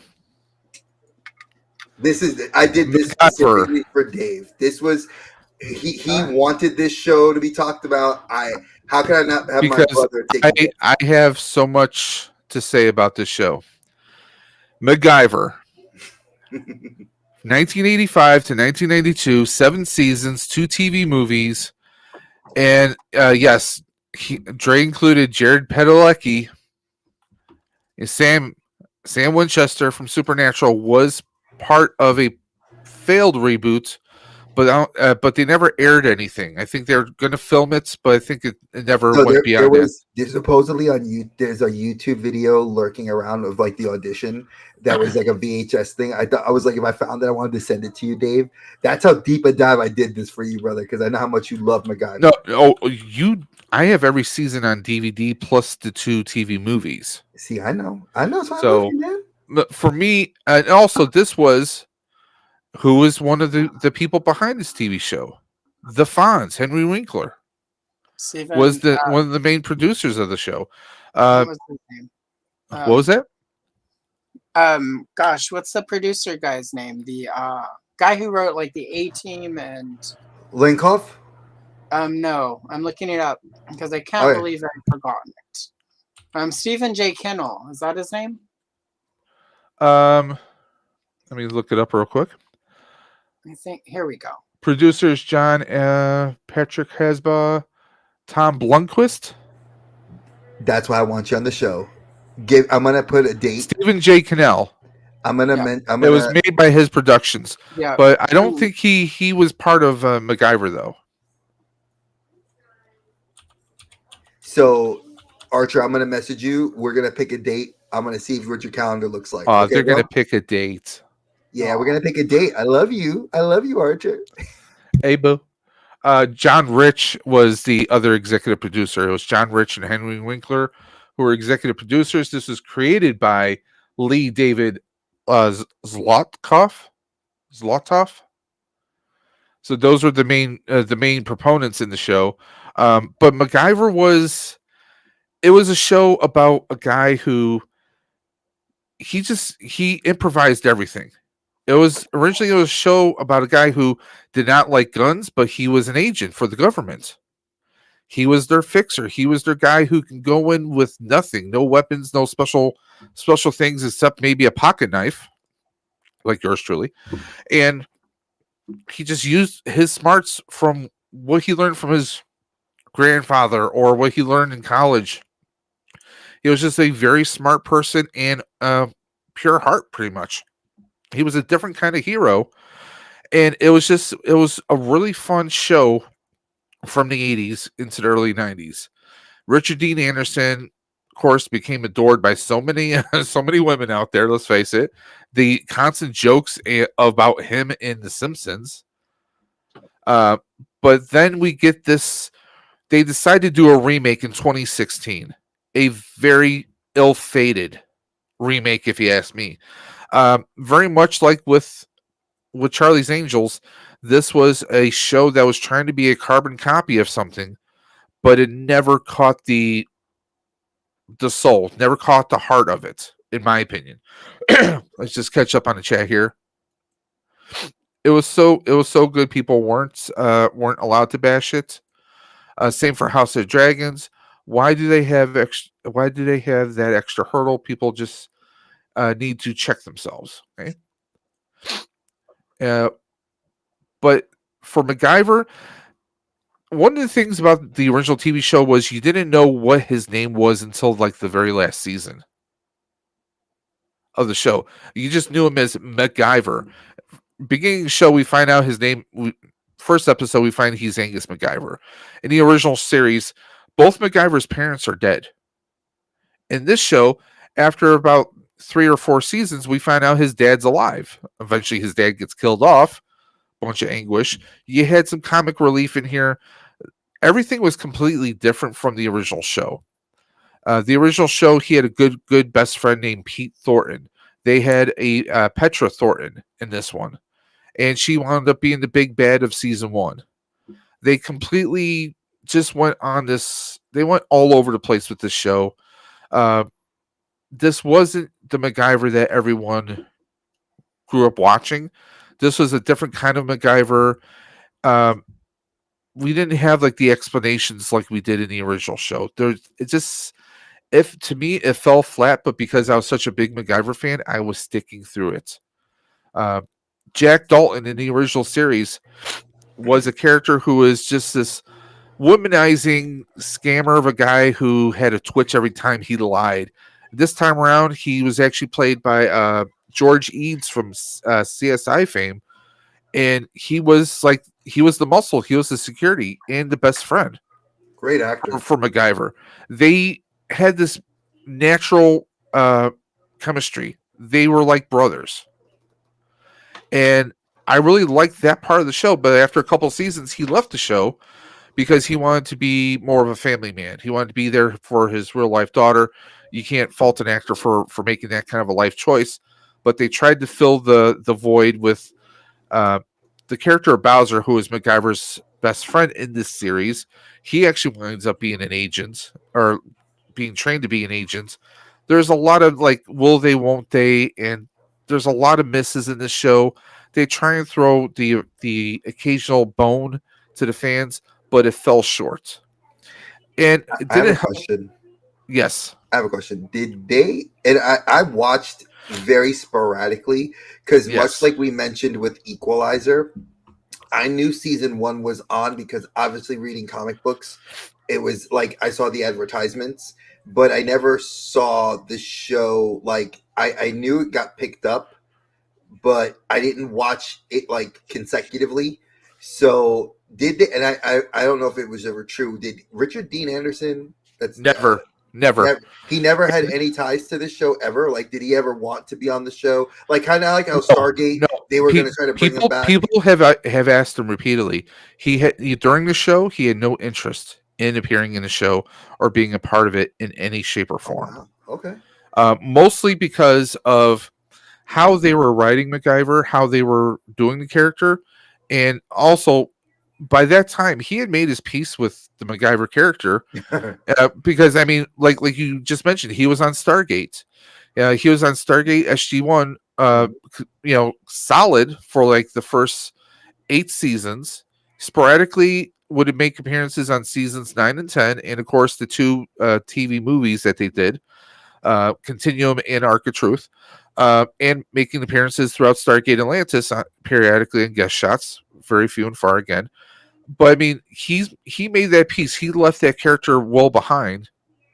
But the thing is, he publicly had said that no, he had no interest in it. Now, you mentioned about there was a crossover with Hawaii Five-0, and also in 2020, Lenkoff was replaced as executive producer. He was due to harassment. That was a harassment. It was beyond harassment. Well, that's the only thing I read. And I was trying to be. I was doing it just for time because I didn't have the time to finish reading the whole like 4-page article.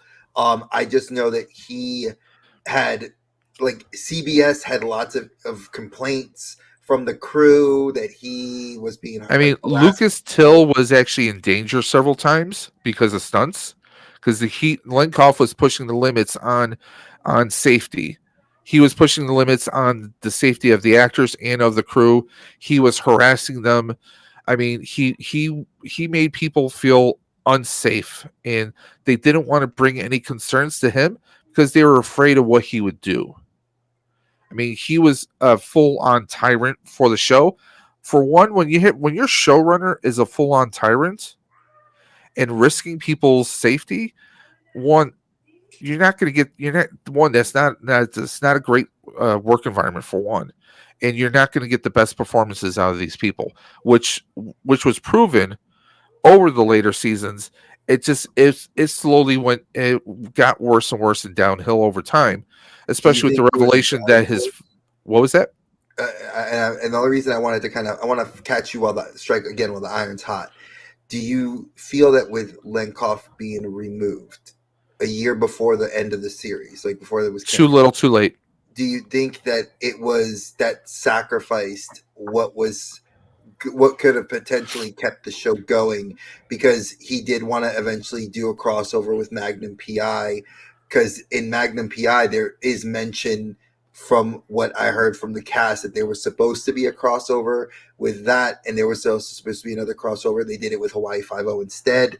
So I'm wondering, was Lenkoff being removed what ultimately caused this show to fail, or was it other factors? It was what caused the show to fail was, again, we have a case where there's no soul, there's no heart. Okay. The heart of MacGyver was that he wanted to do anything and everything he could for his fellow man. He didn't want to. Even a bad guys, he would risk his life to try and save them. It was, there was also the canvas that they did in the original series. You had like a little maybe 5 or 10 minutes opening, which was like a little adventure that he was going on. That would be like, okay, showing MacGyver being in some other part of the world, and then you have the actual episode. Oh, he's home. He's turning in paperwork to his boss, or hey, he's going on a trip to visit his grandpa. But just so happens there's some bad guys who might be after him because of what happened in the beginning of the episode or not. You had a lot more creativity. Like one episode of the original show, he takes a rock, hits a flare gun, and makes it into a rocket thruster so he can get shot off of a top of a mountain so he could safely, release a parachute. Or you had him, just taking simple things and making amazing escapes or amazing tools to do whatever he had to do. And it was based on actual practical science. We never saw any of the science here. So that illusion that everything he's doing is possible was not actually present in the show. So for a diehard fan like me, that was off-putting. But then they make I'd him an hoped, MIT. They made him an MIT graduate or something like that. Like they said that he had like because he was like yes, supposed to be like like he was like Tony Stark brilliance at like 20 and something. so was Richard Dean Anderson. But He Richard went to Dean several. Anderson was more of like a casual intelligent Well, versus like he didn't show off. He wasn't like they definitely made Lucas Till. The way they wrote him was more egghead, whereas Mhm. MacGyver was Richard Dean Anderson's MacGyver. He knew how to handle himself in a fight. He also had he was a bit more braver. He wasn't as much of an egghead, but he was still relatable to the egghead nerdy type characters that there was in the original series. the everyman, so to Yeah, speak. Like he yeah, represented that everyman, like you said, like that's one of the reasons why you identified with the character so well. But I'm looking at it like when I watched the new show, I could agree with you. There were elements in the new show I liked that were cool, but yeah. I will agree with you 100%. I don't think it was the smash hit Like that it was like supposed to be, like if original. Lucas Till's MacGyver was such a Tony Stark type person, why would they have to rely on a computer hacker Riley? Mm-hmm. But she was fantastic in the series, though. Love Don't get me Priscilla. wrong. Um, and things ended appropriately by the end of the series. Let's just say, but you know, there's certain things that just the whole show itself, and it didn't help that they kept moving it from night to night on Yeah, the that original airing schedule. and that Uh, now you can't. The network did that because low viewership. That's what I. It was ultimately for those. Like I said, it was canceled due to low. very rarely, Brick. Very rarely did they use duct tape. In the new, yeah, like they made a joke. I know in one episode they did do a joke where he took out like duct tape and he went like that, like classic MacGyver. But like it was kind of like that really like lowbrow, like you would have missed it unless you're like Yeah. a super fan like Dave is. Now, one other thing that did not like was okay. Like I said, why would he? If he's such an egghead, why would he need a computer hacker? But they wrote her in as a misguided computer hacker who had a troubled life. Her mother had dated Jack for a number of years, so Jack was like a pseudo father. So there was still heart to it, but there was like bringing Bozer in and making him and get him to be trained as an agent. It felt like, oh, we're ripping off Chuck a little bit. Oh, Chuck It, was a great show. yeah, it was a great show. It's just that one, they kept moving it from night to night, and the big sin that they do with a lot of TV shows nowadays is they kind of are soft rebooting it. They're like, oh, well, if this isn't working this season, let's try and do this dynamic the next season. And that's, I think, part of the problem with MacGyver was they were trying too hard to like find its audience when its audience was there the entire time. It's just they weren't giving them what they wanted. But I think Linkoff from the start, I think they had one or two different showrunners during the course of the entire series before Linkoff left. And that's the thing, when you keep having hands change all the time, I think that was a big problem with this MacGyver show. I watched all the way to the end because there are some shows that if I start it, I'm going to watch it all the way through. If that means it's crashing and burning, then You mean it's like that's what it Daddy does. Now, Allison, do you have any thoughts on MacGyver at all? Was it something you ever watched? The original, of course, it was like on USA, like every day after Oh yeah, school. So the original, I mean, the original was cheesy. I mean, like I wasn't invested in it the way like some no, shows, like I didn't go out of my way to watch it, but if it was on, I would, my again, this is what my grandma liked. She thought, but she liked Richard Dean Anderson going back to the General Hospital days where he was a Weber. yeah, That triangle with him and Monica and Alan. I remember that. I was wee, but I remember that one. I tried to watch the new one. I gave it like 3 episodes, and it's just the lead actor is very appealing. He's cute, but I felt like he was very miscast. It felt like the whole show was miscast. It didn't feel like anyone actually Yeah. Just and maybe it got better because it lasted enough seasons that it seems like maybe it did. But those 3 episodes, it felt like everyone was miscast. It felt like they were trying too hard, and again, there wasn't a heart to it. I mean, the old MacGyver is cheesy fun, but there was at least some sense of like there was a sense of humor to it. The new one, when there was the humor elements in the Yeah. episode I watched were just it just tried too hard, and I think. I will say, I think this is one of the cases where they should have just called it something else and done the show with the cast they did and see if it would have landed on its own. Because I Yeah. don't think it worked for me in the episodes I watched as MacGyver. If they had called it something else, MacGruber, I probably would have had a better experience with it, but it just. And again, because I wasn't a huge fan of the original, like, I kind of am, and this is a case where I was sort of the key demographic for a reboot/remake because I'm not expecting much of anything. Yeah. I don't, and I'm not going to care that like, oh, MacGyver is completely different. I'm not going to care about that. But it just, I don't know. It didn't have. Nobody had any charisma. There was no chemistry. Yeah. I mean, And again, I gave it 3 episodes. Like. Lucas Till, he's a very likable actor. A lot of people might recognize him from there was like a kind of like a family friendly movie called Monster Trucks. Yep. Yeah. It was but cute. he was also from X-Men First Class. He was Havoc. Yeah, I remember him from that. So I mean, that's where he was kind of recognized from, and he's appeared in a few things here and there. But yeah, he definitely did not convey MacGyver. And like you said, there was that missing heart. Yeah. And that's the thing. It's like if you don't lock people in within the first couple episodes, you're gonna lose any kind of a potential fan base, especially with such a well-known property as MacGyver. And like you said, you would watch the reruns on the USA Network.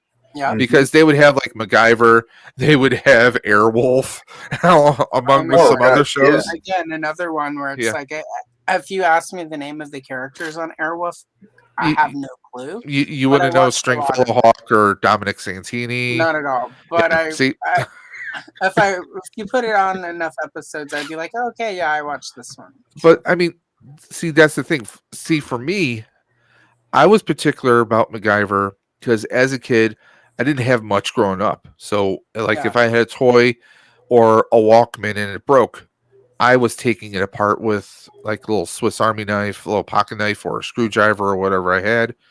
And I was thinking things through. Okay, what could be going wrong here?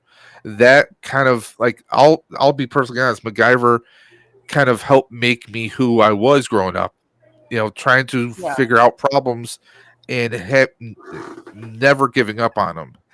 So for me, MacGyver hits a certain way. It has a deeper meaning for me, but the show was just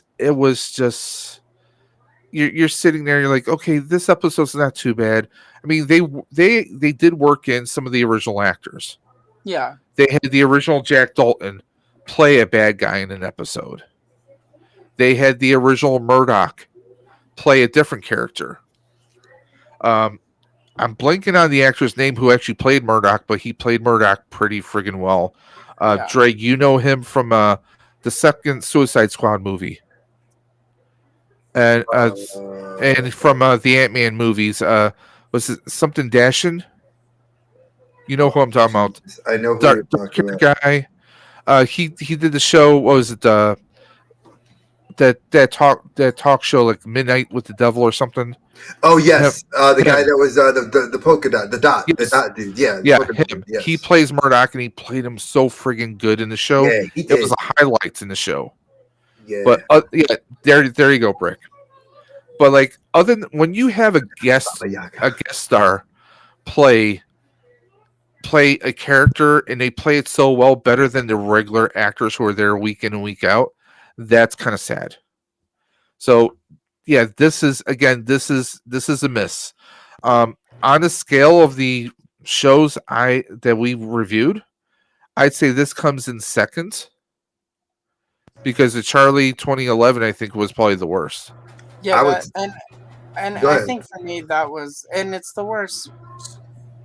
Maybe for some of the reasons why the MacGyver reboot didn't work for you, because Charlie's Angels is such an iconic part of my childhood. Like, Yeah, and it's just disappointing. Like, it's just disappointing that, and I feel like that's what they did with the MacGyver. Like, it was, like some movie executive or TV executives in this case who were like, it'd be really cool if we brought back MacGyver. We made him really like hip and modern and like, and again, like the point. And again, as somebody who wasn't a huge fan but watched a lot of MacGyver because it was on, and it was yeah. entertaining enough that I didn't. This was remote control day where and we had like 32 cable channels, so I could have switched it over to That was a big reruns deal of back stuff. then. By guys, 32 Yeah, channels is a big deal back then. Okay, it was huge. And a remote control, you didn't have to get up and turn the dial. We were I living was the the life. remote. But it just feels like it was compelling. The old one, there was something charming about it, and I feel like Well, people keep missing that to a degree when they reboot something or remake it. It's like you have to remember that there was something appealing about this and that it didn't take itself too seriously. I don't think yeah, when the Fantasy Island thing happens, I think for me Fantasy Island is a little bit easier to go darker with because that show's pretty dark underneath Oh sort yeah, of the the I layers. mean, I Ricardo mean, Montalban of it all. But I the, think the MacGyver original is like, Fantasy Island was pretty dark. You had an oh episode yeah, where Mr. Rourke faces the devil. the one where the girls, she wants to be a reporter who solves Jack the Ripper, and Jack the Ripper Yeah, comes to Fantasy. That one gave me nightmares as a child. It's still a creepy.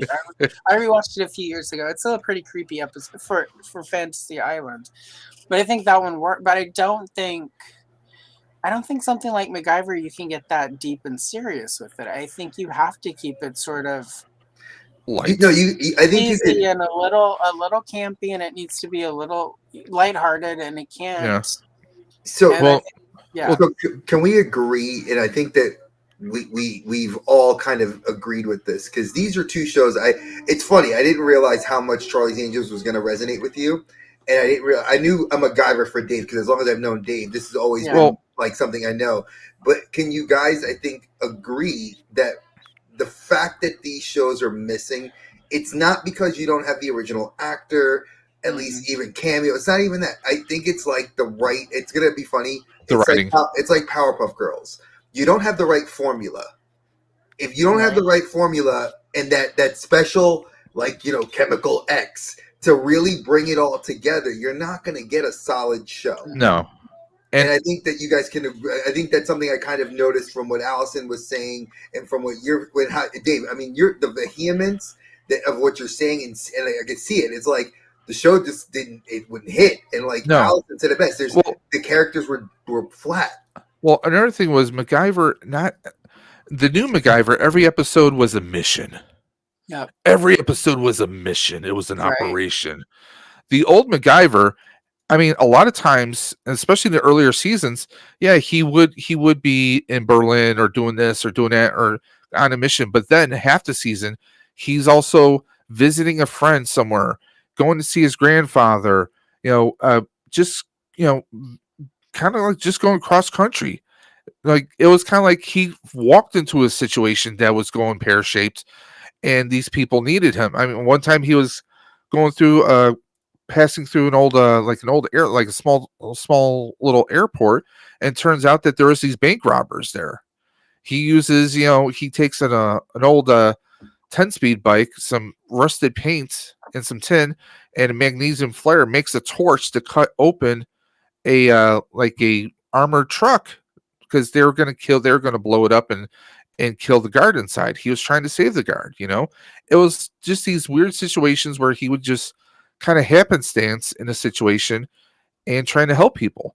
That was part of the heart of MacGyver. Yeah, he can be he can be a secret agent and all, but he was also a person who, if some kid, their tire, their bike broke, he would jerry rig it with paperclip and some stuff and get it working for them until they can get home.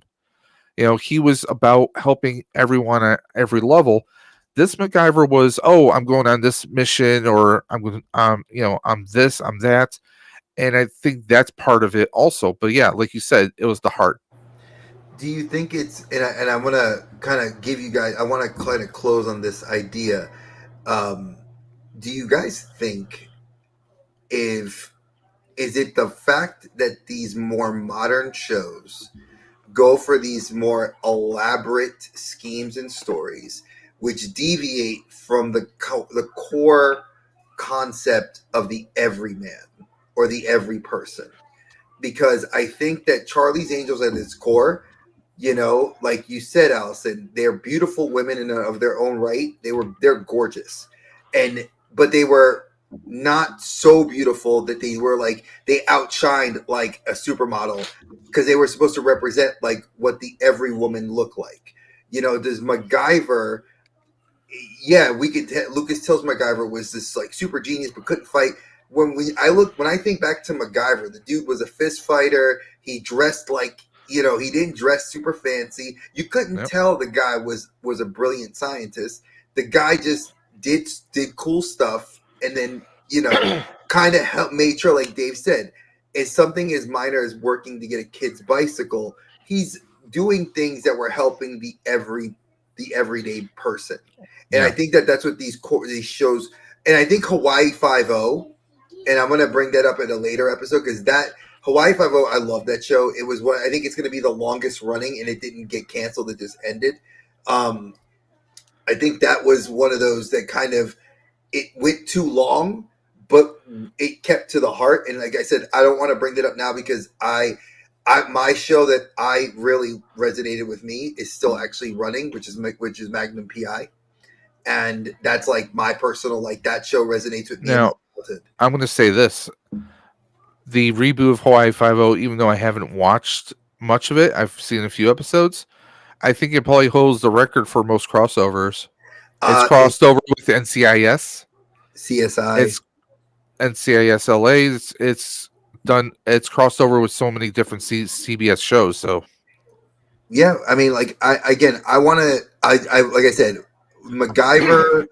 I knew that, and for those of you that know, I did ask. Like I took shows that I felt like were pretty easy, that I didn't realize that I was going to end up hitting very close to home with our two people here, and I feel very special that I was able to, because You hit two of my like Facts of Life and Charlie's Angels are like two of my like all time, like if I had to pick 5 shows for an island, those would both be on the list. oh yeah, 100%. And I think that, and I'm glad that when you mentioned it, I could tell from when you were on the Clubhouse. I remember the episode, and I watched you, and I was just like, I saw how like your eyes lit up, and you were like, oh, I want to be on and talk about it. I was like, to me, that was like, I struck gold. I knew that. Facts of Life for me, same way. I love that show. And like I said, as long as anybody that knows me, I've known Dave for a long time. MacGyver, that's like his show. I think the two of us both agree Knight Rider is something that we bonded over, but like MacGyver's his thing. He knows Magnum PI's hits a lot closer to home for me, especially with the fact that the remake has a lot of things I resonate with. And I'm glad that this show like hasn't been canceled. Thank God. It's doing its season 6. I don't know if it's going to make it past season 6, but I do know that CBS did pick it up for another season, and that'll be its last, I think. But I want you guys to know, if you loved what we did today, I want you guys to give us more. I have, like I said, I have about 30 shows that are sitting on the list, and I had to cross them off, like the first 4. And I knew that Allison and Dave and every single person that participated in the chat tonight, they gave us way more. Hit us at the emails, hit us at the socials. Let me know what you guys think of, because Dave brought up shows that I forgot, like Heart to Heart. Oh Lord Jesus. And Burn Notice, and Pacific Blue. I mean, we have so many shows that were talked about. I want you guys, if you guys, girls, tell me, what do you guys want us to talk about? Because again, Dave and Allison is going to be brought back for when we do the next episode of this.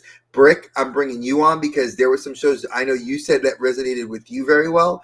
So this is something that we want to do, and this will be the next episode of this series will be in May, because April, being that it's short, it's a very full month, as we are going to have Ed, Oz come on, and then Dave and I are doing like kind of a recap, like a little like kind of talk about the Oscars, because I know they're a little later this year, so we're going to be talking about the Oscars at that time. So I kind of wanted to leave room to do the next episode of this series.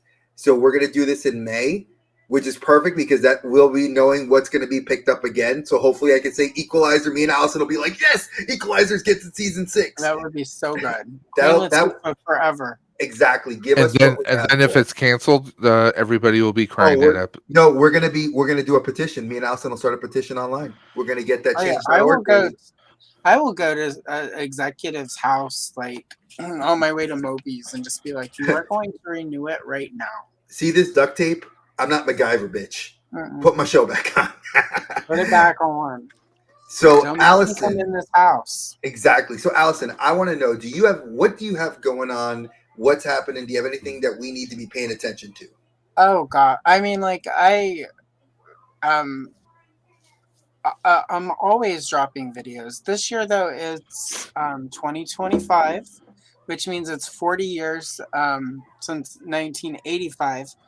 And that was a pretty big year for me. It was the year of She-Ra, Princess of Power, The Goonies, and Return to Oz. Never say die.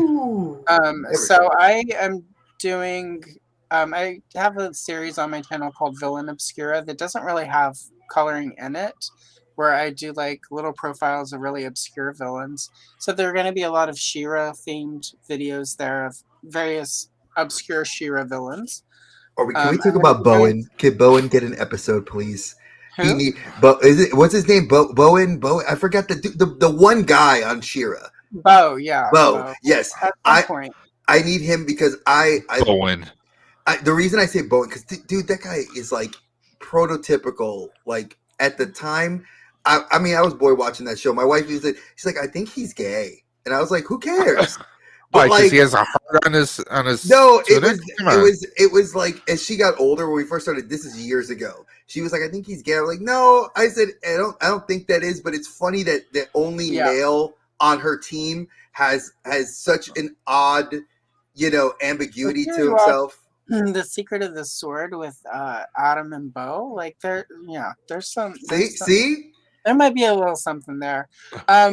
Bo I will touch upon the heroes at some point. Mm-hmm. And also Golden Girl and the Guardians of the Gemstones is 40 years, which is sort of that not She-Ra but kind of She-Ra. So some of those villains. But I am going to do hero profiles. Bo is interesting because the creator of Bo, Justine Dancer, originally his hand had been replaced. It was a prosthetic hand. And you can still see this in the action figure, not on the cartoon. And she was in her 20s when she created it. And it's fun fact for you, because the video's a couple months off at least. But her father had lost his hand, and I believe... I need to double check, but one of the wars he had lost his hand, and without thinking about it, when she created Bo, she had one of his hands missing, and that's why he has a gold hand on the action figure. So, there's some interesting stuff to dig into around She-Ra that goes beyond just the cartoon. And I want to kind of, that's the goal with all of it, is sort of look at the toy production side of it, the lore, the actual history of the characters in universe, and then just sort of talk about all the things. So I've got that, and then of course coloring content. For Goonies and Return to Oz, it's mostly just going to be coloring, because I feel like in the research I've done, there's like, if you're not watching the Oz vlog, she does amazing work on all things Oz, and it's a big time for her with Wicked. And so I'm not going to do anything other than color some Return to Oz pages this year, because I could there's no point. I don't like to make content that I feel like somebody's doing much better than I am.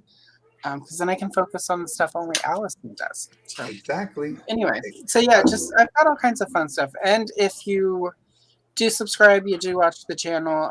If there's any 80s property that you would like to see coloring pages from, feel free to hit me up and let me know. And if I have it, I will try to work it in either as a YouTube short or a longer coloring video. So I take requests. I just I plot and film months in advance. So Nice. She has invited both Dave and I onto the show. yeah, We're gonna work that in our schedules because I would at love some to. point. Because Yeah. I know that my youngest loves to color, so you let me know and I And can I print out the also- pages. I also have some Laverne and Shirley coloring books I just got from eBay that I need to scan.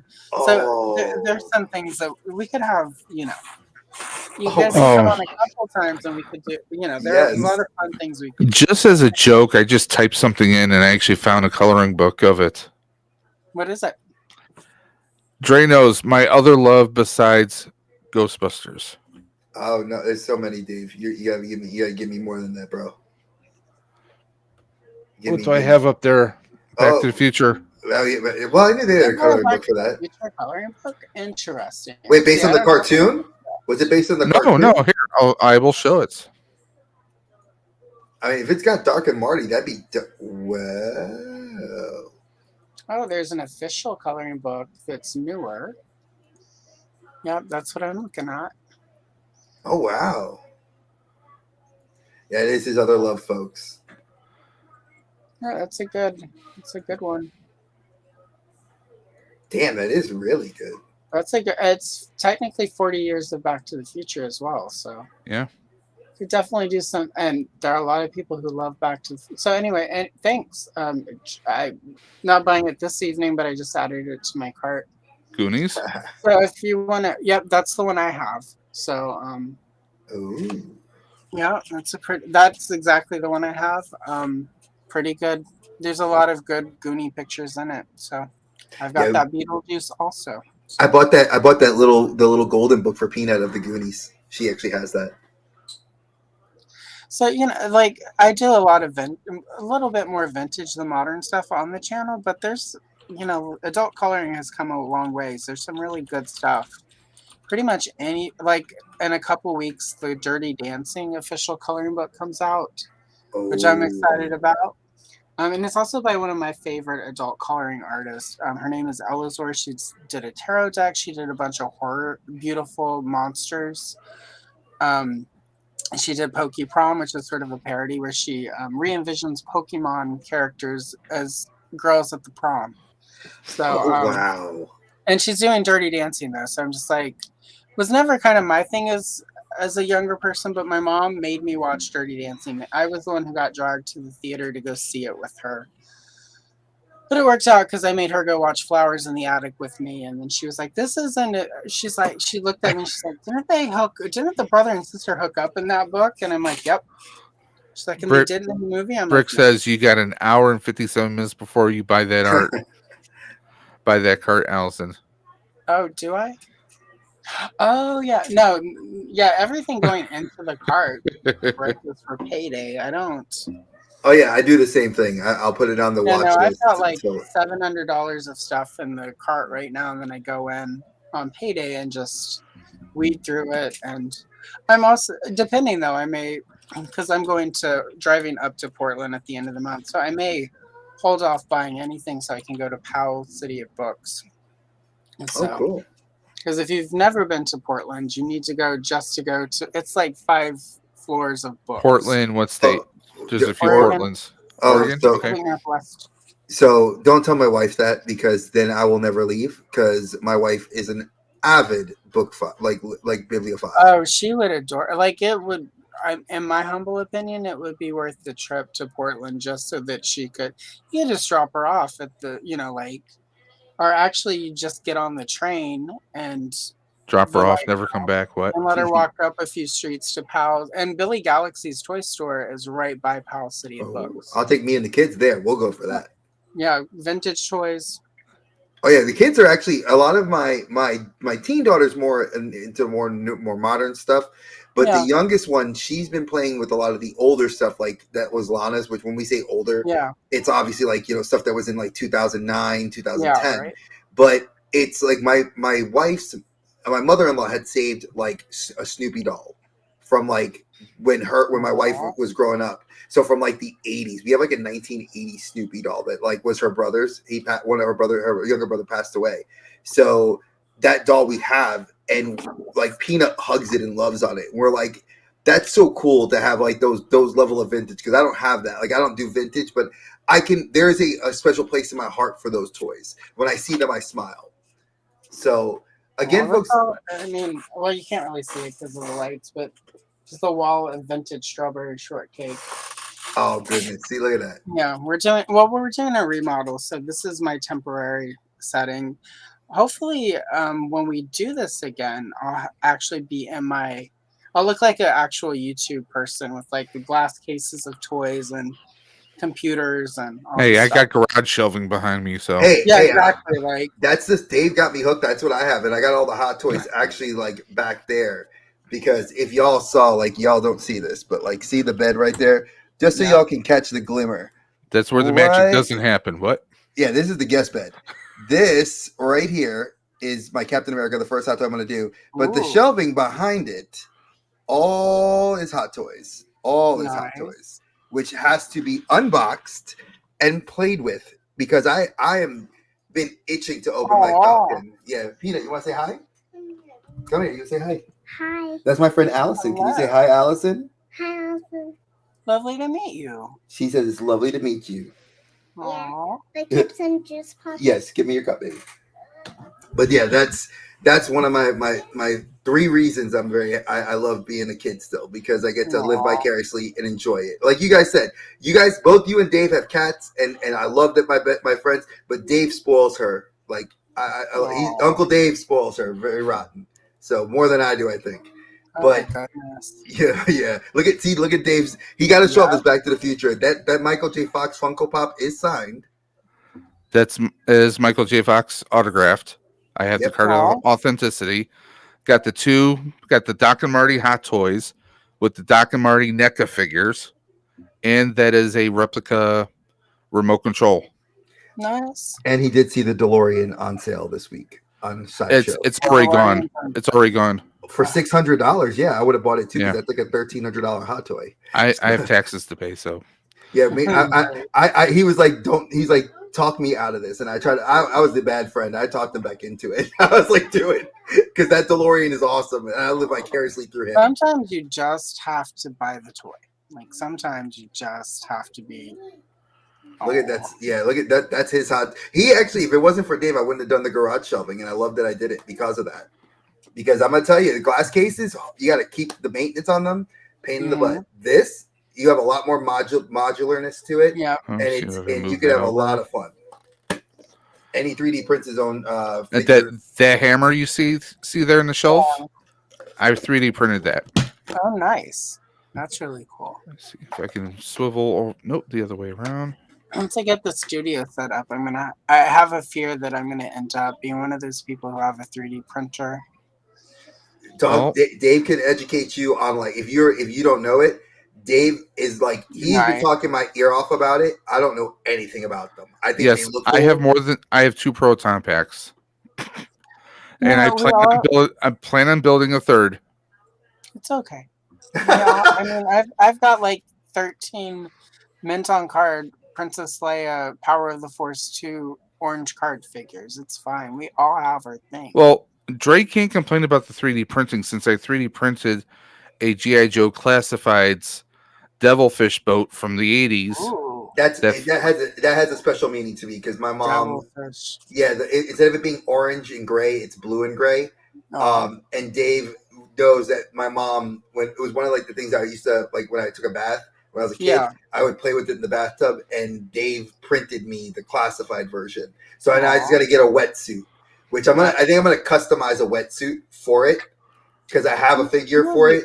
Pretty easy to customize. So. Oh yeah, I have the parts. I just have to get the figure. I find the right body style for it, and then the paint for it. So I'm gonna do that. Yeah, have you talked to Tony's figs? Tony would Yes. probably know exactly what figures to pick up to make that happen. Which I was about to message him today about it Yeah. because I've been thinking about it. So yeah, that's something I gotta do. He and even if it's not a classified figure, Tony will know which line the other figure lines that would be compatible so that it looks seamless. So yeah, Tony is amazing. Shout out to Tony because he is a good dude. We love him. Yep. And I know, Dave, you have some cool stuff coming up for us. What do we got on the dimension? Actually, I have stuff I have to unbox. I have another hot toy to unbox, Spider-Man from No Way Home. So that's a nice large diorama piece with the Doc Ock arms I have to do. I still have to unbox the Falcon and Captain America, the Marvel figures. That's what I got right here. Oh yeah, I haven't. You mean these? Wait, you mean these? Yes, I still have to unbox those. Big shout out to my brother because he got this for me. I have to unbox Kane. Oh, and I got a box that's got to go out to you on the floor over here. Yeah, I have a box I got to ship out to you too. But I have a few figures, including I Am That Person. Oh no, Jack Skellington. No, that was You one know- of my mom's favorites. Roxanne really wanted that figure. No, she wanted it for me, and then I got it for myself. I'm the Jack Skellington fan. Got it. So you should have saw the look because I knew what she was trying to get you to get it for me, and I was like, "Oh, look what I found!" The look on her face, she was so pissed. Yeah, she texted me. I felt bad because I was trying to look for it from you. So besides, you have a couple of unboxing videos. Did you have anything else cut down the pipeline that you were working on? Well, I got more 3D printing projects, including I just printed this for a friend of mine. It's actually a dice tower, Green Lantern dice tower. Cool. It was supposed to be all green, but I decided to put a little silver on it to kind of make it pop a little bit more. It does. Looks nice. No, Yeah. it's really bad. So Yeah, other than that, I really don't have a whole lot going on. There are some videos I want to do comparing sideshow.com to pop culture. Dre. Oh, we need to do that together because I love that site. Both of them. So I do plan on doing a video of that. There is a new alternative to OBS for those who are streamers called Meld, and I'm going to be taking a look at that to see if that's something that's potential for people. Because I'm always trying to keep an eye out for stuff that's user friendly. The best bang for the buck. But Dre knows Stream for the Cure this year. That's the big thing I'm planning. Which I don't have. I only have one or two people interested in doing something. So it is going to be a 24-hour stream that we will be doing. All proceeds, all donations are obviously going straight to Roswell Park Comprehensive Cancer Institute, because I do the Ride for Roswell every year, which benefits cancer research and treatments here in Buffalo, New York. So listen, Dave and I've been, ever since I've known Dave, I've been a part of this. I love this. I've lost many good people to this, and I am 100% on board. Dave and I know that we go very big.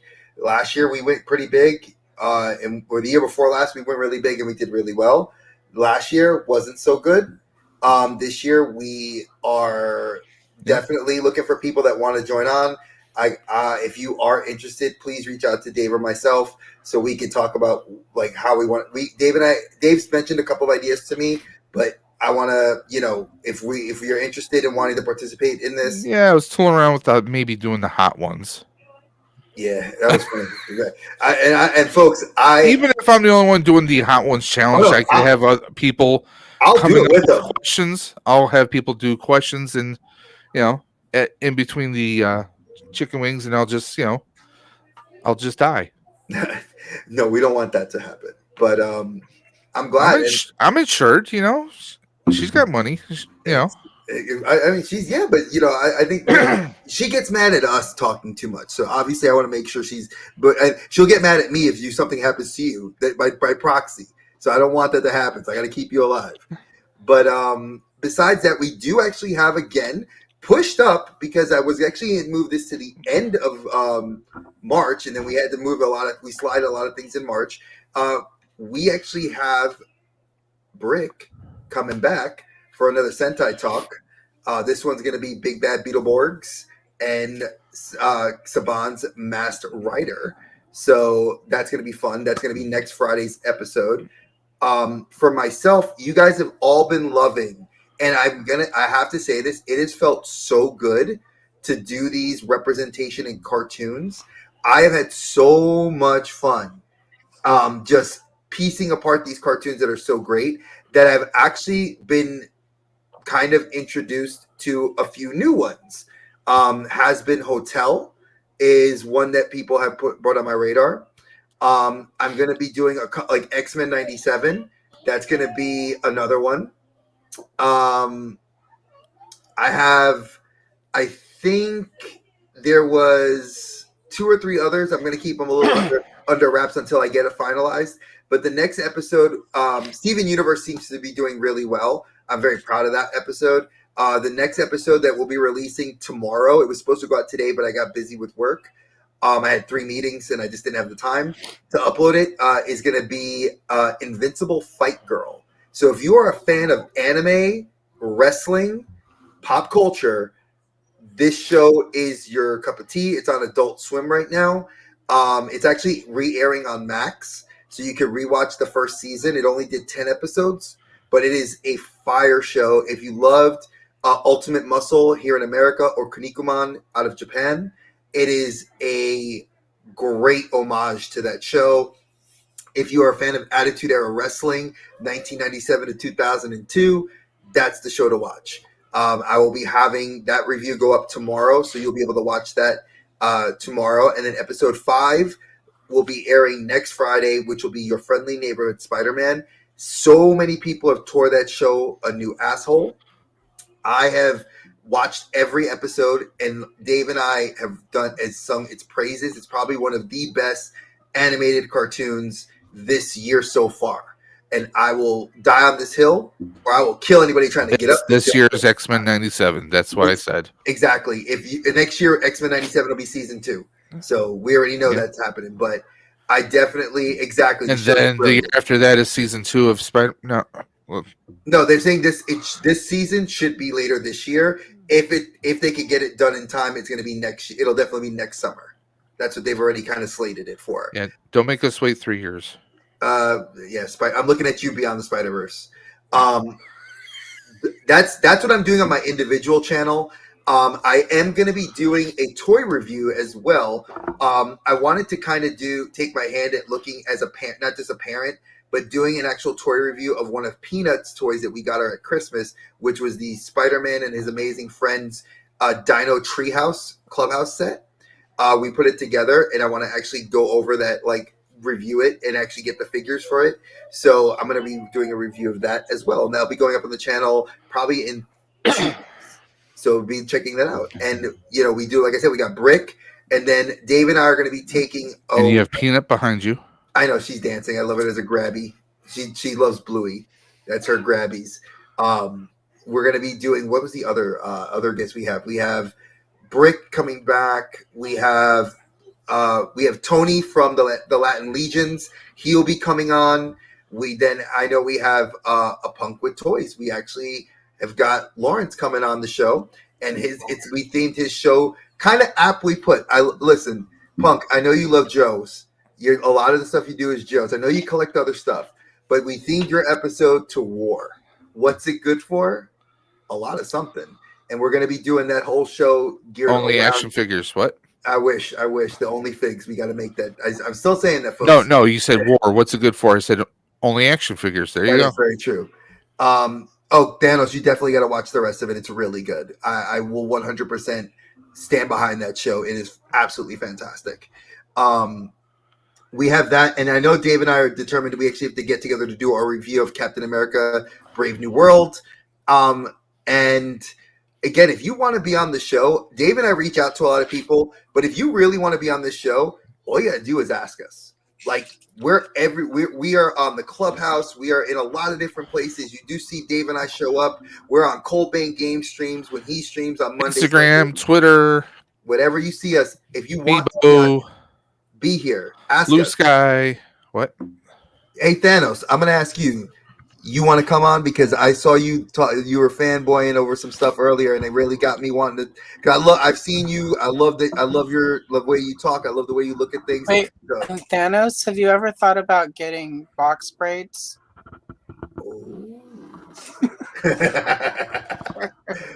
Oh, So- you weren't there for that, were you, Dre? Anyway. no, I might have missed that one. I might have missed that. I walked away. I didn't explain why Thanos should not get box braids. But anyway. Oh God, I need to catch this again. So Yeah. again, folks, you guys got to I don't come have back that on. problem. Yeah. Right. But I like that. See, look, we do. So Thanos, I'm gonna message you on IG. We'll set up. I'll give you the dates that we got available that you want to jump on. I know Oz is looking at April. I think we got April 11th was going to be Oz. The 19th it would be, or the 18th of April, and then, like I said, that last week is going to be the Oscars. Dave and I do an Oscar episode. We did one last year. We're going to do one this year. So if you guys are interested in that, definitely. I think it was. I don't think it was last year. I think it was year before. It might have been the year before. You're right. I think it was the year before. We took last year off. So yeah, we did. So last year we were off. So we will make it up this year for you guys and do an Oscars episode because there's a lot of good contenders. I'm not gonna lie, I still haven't watched Substance. And we need to take odds at. You have Will not Smith. seen The Substance? No, I look. It's a great ass movie. I don't know that I watched it once and it's amazing. I don't know that I can watch it again because it was that Yeah. rough. But So it was so great. It's like one of those movies that you feel like you've been through some Allison? shit afterwards. Allison, Just to give look. you context, we watched it at Thanksgiving with my sister, my nieces, their boyfriends. Oh my god. We all my watched it after dinner. So At folks, least it's after dinner. exactly. So folks, I have the movie. I bought it because I couldn't find it anywhere to stream it, and it still hasn't been opened yet because my wife and I were both sick. I actually these am last probably weeks. gonna buy it, but I probably still will not rewatch it. But it's something I feel like I need to own. Like I felt like from what all the reviews were saying, it's a lot of. She won the Golden Globe yeah. for it. So obviously, to me, we all know the Golden Globes are really what the Oscars should be because that's Yeah. the true award. So when I saw that she won it for Best Actress, that solidified. Dave knows the next day I went and bought it off Amazon. I was like, I want it. I mean, So- it's Demi is like she's one of those actresses where it's like, I mean, again, like she's like S tier 90s. actress. I'll say Oh, yeah. this is some of her best acting since Yeah. Hot Take And, G.I. Jane. Yep. Wow. Yeah, it was just, but it also was not only her best acting, but it was also like, because again, she's S tier, but a lot of that was like how much money she was making, the roles she was taking. She's very like strategic in her career, but this one was really like, this was the actress we always needed you to be to me. Like, thank you. Like, that's how I felt leaving. I was Oh, like, man. I mean- Demi has like totally just obliterates the role in the best way. Like it's intense. Like she's good. It's like imagine someone just coming out of nowhere, like Yeah. you forgot about them, and they just coming out Yeah, of like- nowhere. Dennis Quaid in here. I mean, there is some social commentary, but I think it's perfect.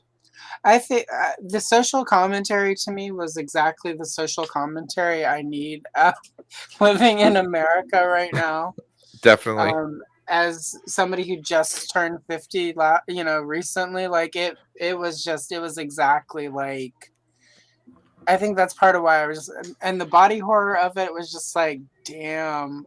Yeah. Anyway, I hope you enjoy it, and I hope Oh, I plan to. all I the plan to hype watch it. not built it up for you too much. No, my wife actually. See, it's like Dave and I've said this. When I watch a movie, and I'm not egotistical in this, I watch a movie very differently than other people do. And Dave and I both said that.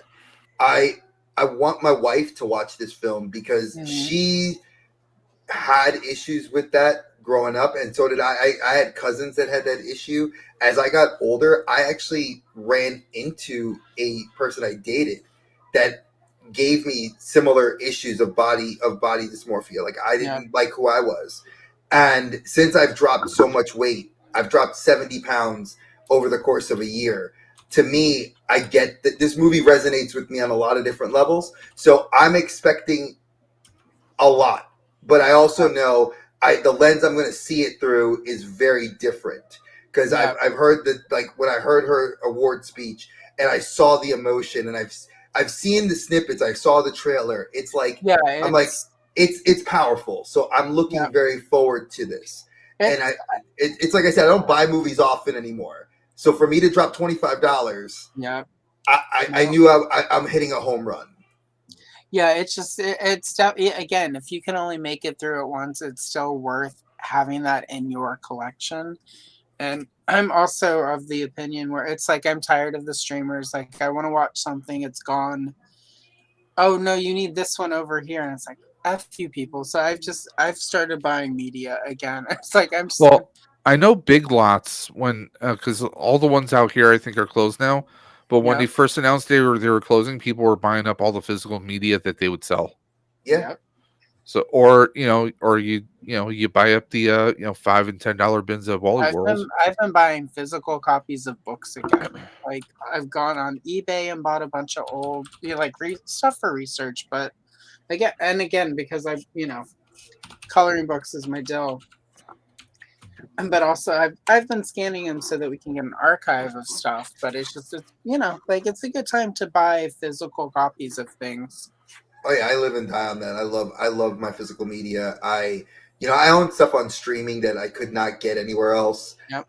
But my wife and I both I used to have a very large movie collection until we had our youngest, and then when she had to get her own room, a lot of this changed. Now that we have the bigger house, I have now my space that I can actually put this stuff, and I do plan to actually build a section for all my Oh, Blu-rays. that's So I have like a shelf in mind, and my brother-in-law, I'm going to send him the scheme, like the schematics, to help me actually build it because my brother-in-law is very handy like that, and I want to get him to build it for me so we could actually have the shelving, so I could actually maybe even make it not just modular but upgrade it.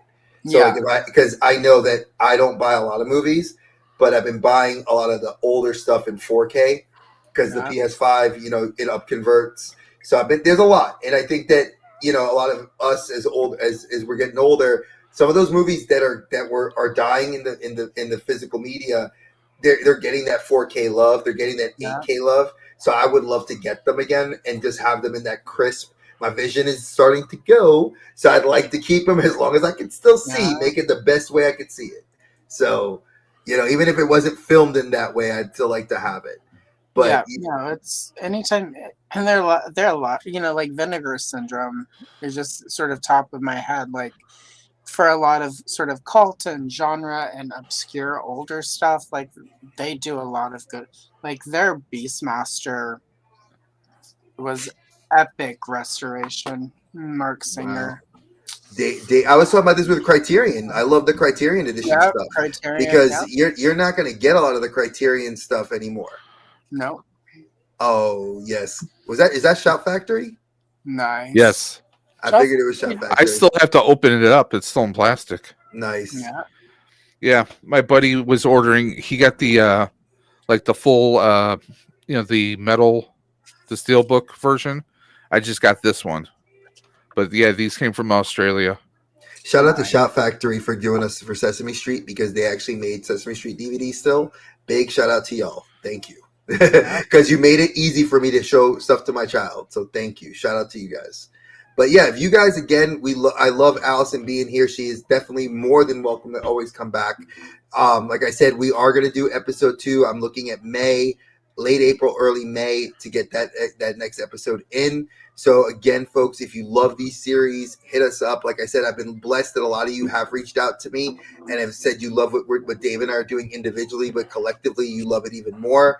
We love bringing guests on. You guys want them to come back.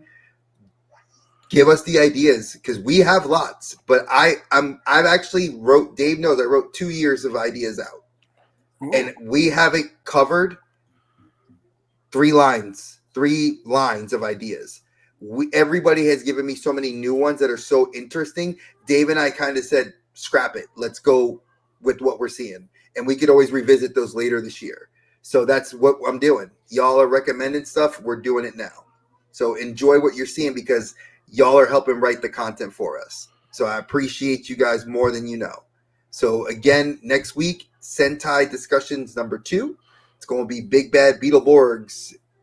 Old Saban did us dirty again. And we're going to be talking about Masked Rider, which I have words about Masked Rider because you all know I love me my Kamen Rider. And I know Brick loves it too. So we both are going to tear that ass up. So we are going to be making tons of fun of it. And I God help me. I remember being a teenager and people wanted Lightning Collection. I will say this did hint we were supposed to get those figures. They never did, obviously, because Lightning Collection failed. So You know, Lightning Collection's a sore subject with me. You know that. oh wait, I know it is, and I love what Brick said. He said that's Sentai with an S, not the H. We don't talk about that. Now that if we have our OnlyFix channel, folks, we will then talk about that. And Not going there. Dave was like, I ain't touching that one. But again, thank you, Allison. It was so much fun. I love that I've gotten to know you better just in hanging out with you today. I love getting to talk with you. And again, you guys follow Allison if you're not already following her. And if you guys catch us on the replay and you haven't subscribed, definitely subscribe to her channel. She is very relatable, very easy to talk to, very funny. And when you need, if she gotta put you in the place on the research, she will do that. And definitely check her out on the Clubhouse. She is always either in the chat or on the screen and is great for your viewing pleasure.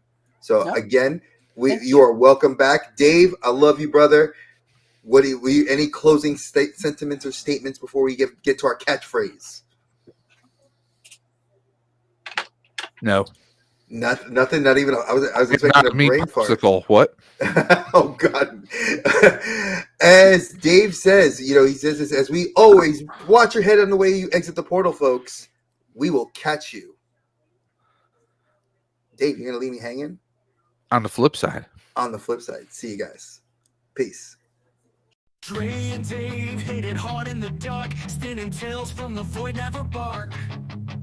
Movie shows, they tear apart. Dimensions clash, they ignite the spark.